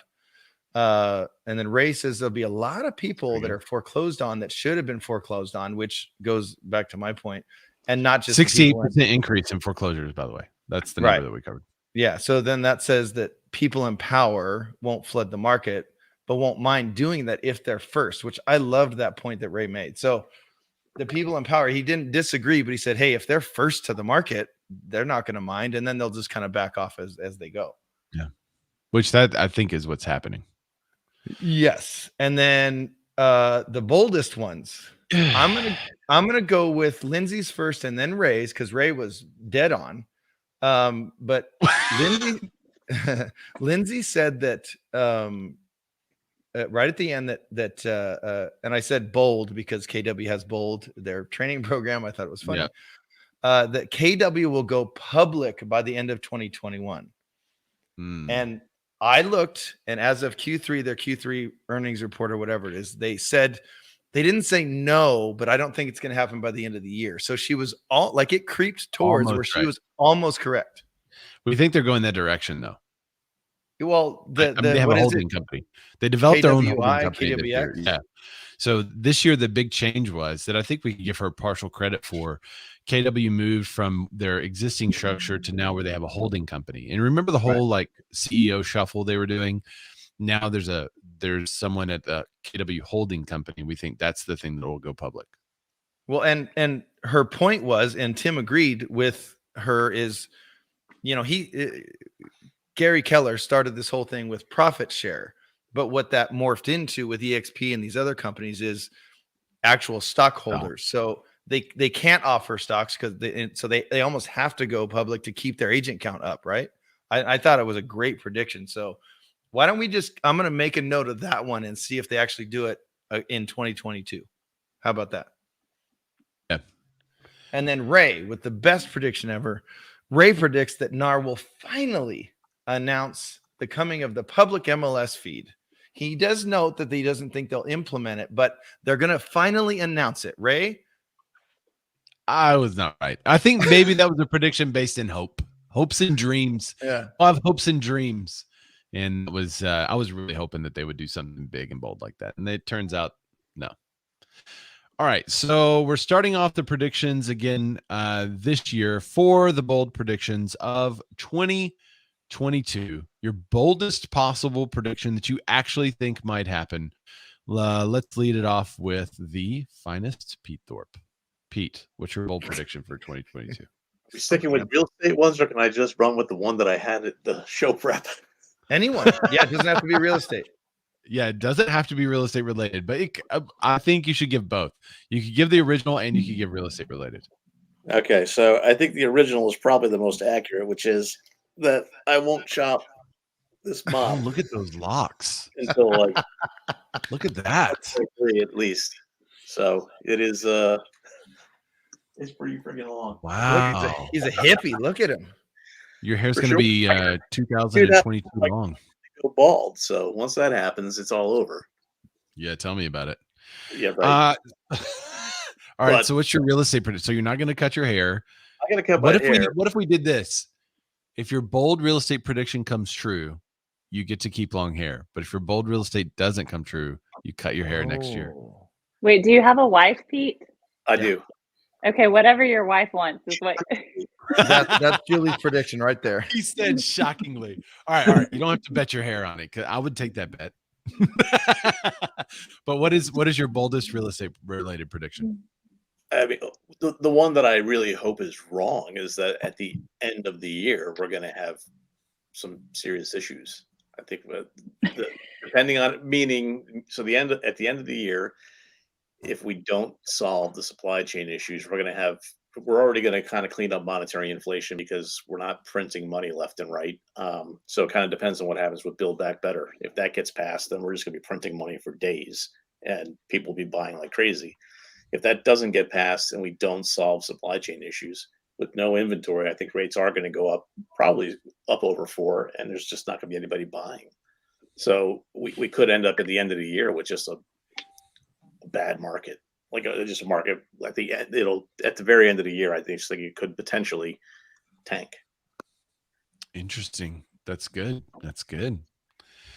And Julie Moon, Mike Elizabeth Riddell comment saying Julie Moon saving deals and marriages. There you go.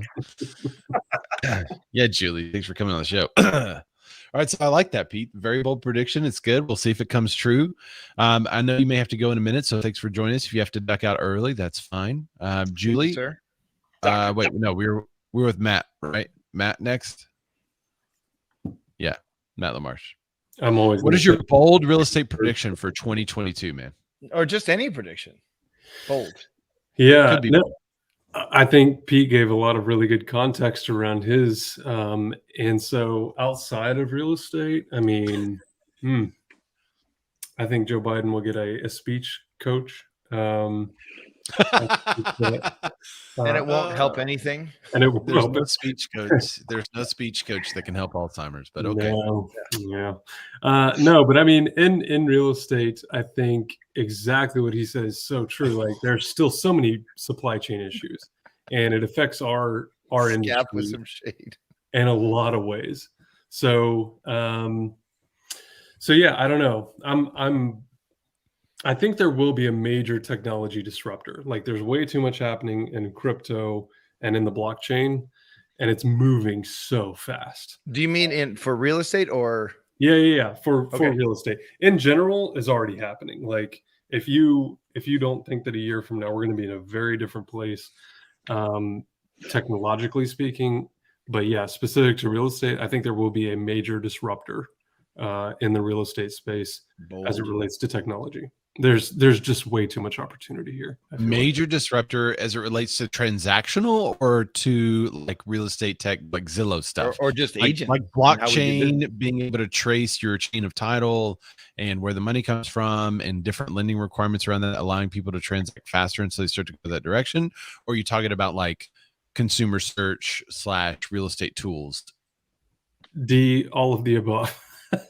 No, I really don't know. Like that's the thing. I feel like it could be a combination of all of those things, right? I think the blockchain in particular is really interesting because of how you can track everything. And if everything got commoditized in that respect, information, right? Because while there's a lot of information out there, still a lot of this is still private, right? But I think there could be a lot more happening and a lot faster. So I think a lot of different things could be going on next year this time, but specifically in just the speed of transactions, right? So you're predicting shorter than so average escrows are not going to be 30 days anymore. They're going to be 23, 15, 20. Exactly. Okay. I like that. That's a good prediction. How many days do you think will be the new target whenever you write a contract next year? You think you'll still be at 30, or do you think you'll start writing them for 20, 15? What do you think it's going to go? I mean, I feel like this last year and a half has already like squeezed the deadline, right? Like everyone's removing contingencies or, shrinking the whole transaction down anyway. So I think if anything, technology is going to make that easier. And, especially for some of these properties that have gotten multiple offers and or multiple contracts, and they've worked through an inspection, or one contingency kept them from actually closing on the house. So now you got a lot of this stuff already in place. I mean, the title search in Georgia takes about 14 days. There's just so a cash transaction happens in 14 days. You just can't make it happen any faster. But as soon as you come in and leverage it with technology, if every title in Georgia was on the blockchain, I mean, you could go down to an hour, as fast as it takes. So the investment company to buy into is the one who can figure out how to take existing chain of title to a point of them putting on blockchain. Mm-hmm. And then if you take everything from previous history, putting that on blockchain, then you go from there just to a blockchain transaction to the next blockchain transaction, right? Yep. So that could be interesting. That's interesting. Adam Johnson says appraisal is what's holding things up in my area. Title is done in 3 to 4 days where I live. Scap, you care to comment? Speaking of Scap's comment, I did want to throw this out there. He said bold prediction: Matt LaMarche will learn to putt on fast greens. That is a bold prediction. That's bold. Yeah. I don't think it's going to happen. I don't. I don't think that's going to happen either. Fast greens are just tough to negotiate, and I know Matt's game is not that great. So I think it's a great prediction. Speaking of tough to negotiate, let's go to Julie Moon. Julie, nice. Yeah, I like that. I don't even know. There we go. So, what is your prediction for 2022? Your bold prediction? Well, boldest prediction is not a real estate prediction. Oh, let's hear it. No, that's. Oh boy. All right, find that. We beat the goat. We beat the goat finally. That's my prediction. You think you finally beat Alabama in a national championship? The team that you just lost to, you think you can actually pull it off? I told you it was bold. This may or may not be water. I don't know. Bold. Yeah. So, I think so. There's two things that I was thinking about for 2022. I absolutely agree with you, Matt, that transactions are going to shorten, and I think that we're going to see more investors, people with money, figuring out a way to get into loaning money, these like buyer programs where people can pay cash to buy a house and pay a percentage point in order to, be able to buy before they sell. Like that whole thing is, if someone figures that out, that people really feel comfortable working with, or they can roll it into a loan or do something like that, I feel like that changes the market a lot. And I was at a listing appointment for a specific area, and almost every transaction is cash in that area. So I think we're going to have more and more of those transactions that are financed on the back end somehow. That the financing is going to matter, but it's not going to be what's keeping someone from buying a property. I also think that is going to cause some issues with appraisal. Yeah. And I think we're going to have some, I don't know that we're going to see things are overpriced and people are underwater and that kind of stuff. But I do think it just skews everything when you have people not having to have appraisal contingencies, et cetera, et cetera. So that's not bold. That's just kind of what we see. But there is a very, very short supply of appraisers, and they have been run into the ground this year, treated like crap, worked to the bone. It's just awful. So I feel like a technology piece of some sort is appraisal, figuring out that and removing like the people who we all are like, oh, this one individual has all the power in this transaction. I think that's got to change. And so I think that perhaps 2020 is the year that something like that happens, because the appraisers honestly kind of don't want to do it anymore. Yeah, and Adam Johnson agrees. Along the line, Johnson says there's a 50% increase in desk appraisals for appraisal waivers. I'm wondering, so I was in a clubhouse yesterday of appraisers, and it was really funny. Like half of me was tempted just to go up there and say, hey guys, if you haven't been told you're wrong by a real estate agent lately, you're wrong. No, just playing, because I feel like that's like the battle we all face, is when an appraiser says this is the value, but yet you have a buyer and seller that have agreed to a current value and a bank that's willing to lend on that if the appraiser says it's good. Right. And so there has been a lot of pressure put on appraisers lately to quote unquote get the value up there to make the deal work. And good appraisers don't necessarily just do that. They do their job, and if the value's there, the value's there. But it's an interesting conundrum to be in a market where so many people are waiving the appraisal contingencies. There's so much going on. Like the specific room I was in yesterday, the reason why I was there is because I'm really interested in like Airbnb purchases and investing in that. And they were talking about how appraisers are currently trying to evaluate an Airbnb transaction. And it's a really interesting discussion, because that's a totally different situation where they currently are. So maybe one day we'll have Scap up on the show as he chimes in, he says, so that's good. I'd love to hear his take on this and how the appraisal industry is changing because of the market, because of the pressure, because of everything that's going on. And just, I mean, I know there's a lot of good appraisers, but I also know there's one particular appraiser here locally that every single transaction I have, he's off. And I don't know if he just hates me, if he doesn't like bearded men. I don't know what the deal is, but I called it. Like, I'm calling it now every time I find out who the appraiser is. And I call the lender, especially if I have the listing, and I say, hey, just want you to know he's going to be off. He'll be low. And I can tell them the range, he's going to be low. And then it comes back and the lender says, whoa, you were right. He's low almost the exact. I'm like, yeah, man, every single time he appraises one of my transactions, I do a lot of deals. Every single time he does this, he's low. So that's got to change. And that, like, I can't do anything. I can't complain to an appraisal board, because you can take a number and prove a value any way you want. So it's just a tough situation to be in. But except for in your fifth grade math class, it's got to be taken out of the individual person's hands somehow. Like, so I don't know. Does your house get evaluated every single year, like accurately? And there's like some kind of conglomerate board that everything is approved by that number? Yeah, I don't know. Called a Zestimate. Right. I mean, so there's the downfall of automated appraisals, right?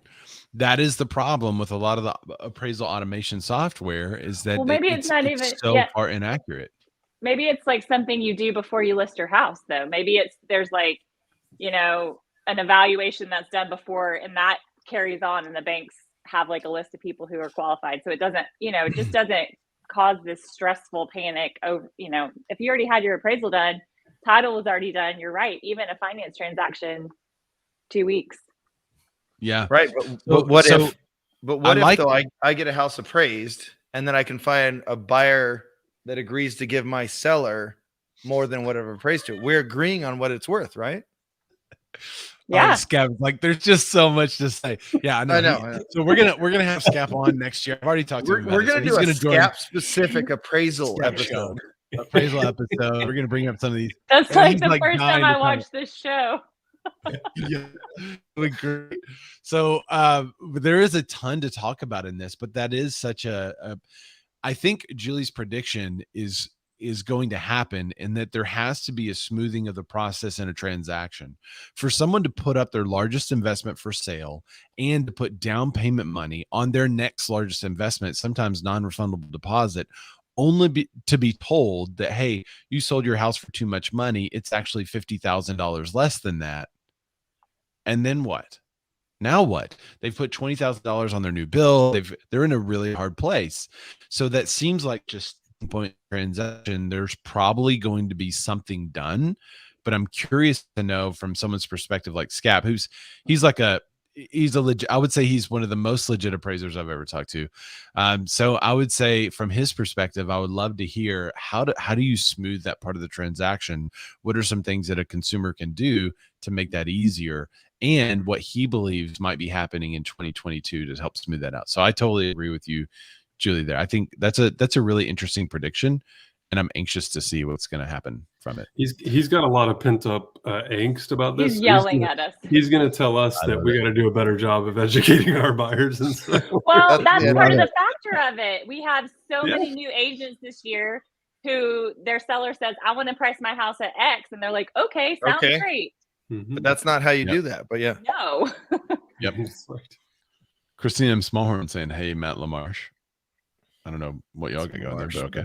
Dude, that's number 2. Are we keeping track somewhere? Yeah. Matt's got his own little fan club there. So Julie had one. I did have one. Yeah. Christina, chime in. Sorry, I missed most of this. Have a great 2022, guys. Yeah, thanks, Christina. Be sure to catch the replay. Yeah. All right, so let's get to some audience predictions here, some of the bold predictions. If you're on Facebook or YouTube, you can drop your bold 2022 prediction. We're going to display it on the screen now, but we'll also re-reference it in the future. Mike Elizabeth Rodell says, 2022, Biden will for real die if Hillary causes. Just doubling down on her previous prediction. Maxwell will commit suicide. The Middle East will blow up and Jesus will come.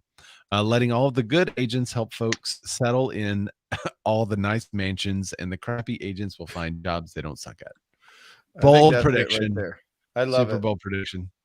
Ryan Bookrow says bold real estate prediction rate bumps 4.25. So you're the highest. Isn't that the highest? That's higher than you're the highest of all the rate jumps. I think the previous high was 4.2. So you're at 4.25 for a brief period of time mid-year. Bold non-real estate prediction is that the Democrats lose 50 seats in the House. Wow. All right. Hopefully they lose it to another party because we're not a 2-party system. But anyway. What? Adam Johnson says, I already said that 50% increase in desktop appraisals. All right, he says, what value does an appraiser bring to the transaction? This is where Adam and Scap have to face off. I did an appraisal on my primary home and it came in $100K low. There was another listing that had an appraisal of $1.2 million and sold 8 months later for $680K. Absolutely no consistency in the requirements they use on appraisals don't align with how we do the market assessment. So this is the gripe of real estate agents versus, professional appraisals. I had an appraisal done of a property, came in $10,000 under market value. The bank threw that out. They got a new appraisal, $20,000 over market value or over where we were under contract. So that's a $30,000 difference from 2 different qualified, certified appraisals. So that's a Mark. It's just like calling balls and strikes in baseball. Sometimes you miss. Mark says, I predict that by the end of the show, y'all have to change my email address due to the hate mail Adam will be sending. That's great. Oh, we have a prediction from Christina M. Smallhorn. She predicts that 500 more real estate channels, only making housing crash and bubble videos getting millions of views, except more fire and downward arrow thumbnails. Yes, I totally predict that. It's going to happen. As a matter of fact, if you saw, did y'all see the thumbnail for today? If you saw the thumbnail for today, Christina, we had fire in it. And when I picked this thumbnail and started doing it, honestly, I thought about you. So I'm going to bring it up right now. Bam. There's the show thumbnail. Can y'all see that? Yeah. There you go. The prediction show. We're telling the future. I'm like, oh, no, wait, Dan, don't tell that future. 2022 housing crash. I think I might be the first with a housing crash. So I'm hoping we get tons and tons of views. That's how you do it, ladies and gentlemen. Yep. See, fireworks for clicks. That's what I'm telling you. Fireworks, and it's a housing crash. So we're predicting it early. So there you go. Yep. Lots of clicks. All right, Dan, do you have a bold prediction for this year? I do. I have real estate one, so I'm going to keep it quick because I know that people are done listening to us and me specifically. But for real estate, I'm going to say that we'll be in much of the same boat. That supply chain will still be tough for specifically new construction. I think we're still going to be way behind on new construction, and I'm going to predict an actual number for home builder confidence. I'm going to say it's going to be at 86 by the end of the next year. Home builder confidence at 86 by the end of 86 next year, but they still will be way behind on where they need to be because I think Dusty said it in her area. It's like 10 to 18 months waiting for a new construction house. It's going to be very difficult for them to keep up. Supply chains, it goes into my next prediction. Supply chain issues will be the same. And it's going to be because And here's my boldest prediction. Now, I don't want this to become true because it's all gotten extremely ridiculous, but we will be on the 4th or 5th variant or whatever they can keep making up. Sorry, I don't want to say they're making it up. Whatever they can do just to keep us all afraid, to keep prices artificially inflated. Because right now they figured out that they can monetize and they can weaponize this and politically weaponize this variant, right? So now they're just making up dumb names. It's now Omicron or whatever it is. It sounds like a Transformers coming to get us, right? It's a big scary name. So they're just going to keep coming up, because if you remember, we had a pandemic in 2008 and 9 and 2009 to 10. Do you even remember it? No. Do you remember having to wear a mask? Do you remember having to get a vaccine? No, because what happened was, and I'm not necessarily a fan of the dude, but it happened during a presidency that was pretty polarizing. And they figured out that they could weaponize this thing. So they're going to continue to do that, is my prediction. And it'll be, Vermicon, whatever they're gonna call it. And it's going to be something that keeps you us heard it from here going, first, folks. Vermicon. that keeps that might be an actual product that keeps us from going into local businesses and keeps the bigger businesses in business when we should be focusing on our local businesses. And supply chains it'll be tough everywhere, so they can artificially keep prices inflated. And then going back to the real estate one, new construction will suffer. Man, Michael Elizabeth Ludwig 2024. Yeah, right. Michael Elizabeth Riddell says, "Nah, run is old news. Another lab will accidentally release more serious illness." There you go. Yeah, it's just, so same thing, right? Same. That's good. Okay, I like that. Now, not to call you on the carpet or anything, but saying that we will be kind of in a similar position next year is not necessarily a bold prediction, but I don't think you're wrong either. So I think that's about right. So as I had basically that like the exact news thought, stream. by the way. Yeah. As I was thinking of bold predictions, I was like, dude, it'll be the 5th variant and it'll be something. And I was like, well, wait, that's not very bold. But the bold part about it is that it's crap. Just stop it. Just let us, because dude, we quote unquote live in this free country, right? But we have to wear a helmet when we ride a motorcycle. Anyone under 18 has to wear a helmet when they ride a bike. You have to go get vaccinated. You have to wear a mask. You have to wear a seatbelt. Dude, you can't smoke anymore. Dude, if we want to do stuff that kills us, let us do it. We live in a free world. What are you doing? So give us our freedom back and let us do whatever the hell we want. If it causes our death, it causes our death. Boom. It sounds like you should move to Georgia. Yeah, seriously. You have to have contracts. I don't go either way on any of this stuff. I'm down the middle, and I'm just tired of hearing what the left says and what the right says. I'm over it. I can't stand any of you. I want everyone to get back to being moderate, and we all can just have a party. That's what I really want. As long as you're over 21, right? You have to have real estate contracts. You have to enter into agreements. You have to use representation. You can't say things. By the way, I would like to announce my run for presidency in 2024. That's right. That's right. Ray's my running mate, by the way. It's perfect. No, I'm so bad at politics. I am terrible. Same. I think you big words, but I don't know what I'm doing. Yeah, someone was like, I think you'd be good at that. I'm like, no, I would just tell people like it is, which is not what you do in politics. That is not how you're successful in that game. Mm-hmm. No. All right. So I guess I'm up then. My bold prediction. So, I feel like we've made some bold predictions. A 3.65% interest rate. I think it's going to still be a seller's market at 7.5 months of inventory. I feel like that's kind of bold. They're kind of all bold. I also want to double down. I feel like maybe I should make a prediction about the whole lawsuit regarding the DOJ and the National Association of Realtors. So I'm just going to say this, that buyers win because the people suing the National Association of Realtors lose. And I think they're still going to allow, once you investigate the actual contracts in states like Arkansas, our contracts are phenomenal. Actually, there are other states that are licensing portions of our contracts because the agreements are phenomenal in how they're worded and what they say. Our sellers choose the commission structure that they decide to give a buyer. And Glenda Baker sent me something the other day that was like a write-up from this guy that did some kind of study on all these, saying that all these realtors are colluding and whatever.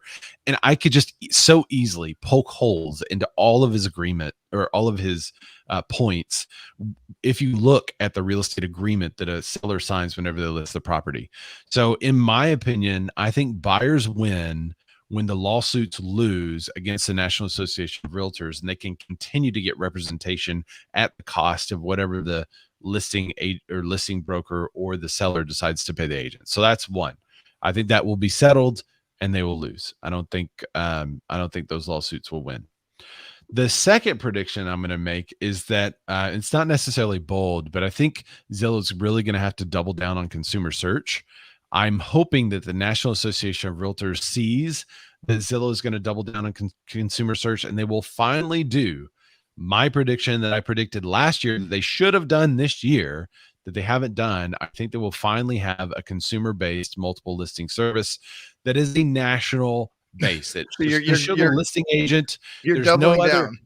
There's it's not like a lead gen source for anyone except maybe the listing agent. It's going to have the property, it's going to have the listing agent, it's going to have whatever information that they provide to the MLS, and they're going to say, hey, this is our national thing. All of you get your APIs ready. Let's go. Let's do that. So I'm going to double down on my previous prediction. I think they have to do that to stay solvent. I think it's more than an issue of are they going to do it or not. I think that's the way that they stay relevant in the eyes of the consumer. It is not releasing funny ads. It's not changing their logo. I think they will have to do that in order to stay relevant. If they don't, there will be another, maybe this is the prediction. If they don't do it by next year, there's going to be another group pop up that say, hey, we are also a professional organization for realtors. Which is what we've needed for a long time. Yep. Yeah. And this is what we have to offer. A portal that is nationwide that shows a listing agent on all these, and we're going to go head to head direct competition with some of the biggest real estate search sites in the world. So that would be my bold prediction. Christine Smallhorn says Louisiana has the best contracts. Let's fight about it, Ray. I think Louisiana has the best contracts because they license part of Arkansas's contracts, but that's just me. Melissa Mars says I will take a state MLS. Oh, state. Yeah. Having one will just make a huge difference. She says not the 8 or 9 in New Jersey currently has. Wow. Yeah, that would be crazy. Plus y'all have the rain tax. I think Scap is deciding to run for vice president. Yeah, there he goes. He says you want to praise the vice president.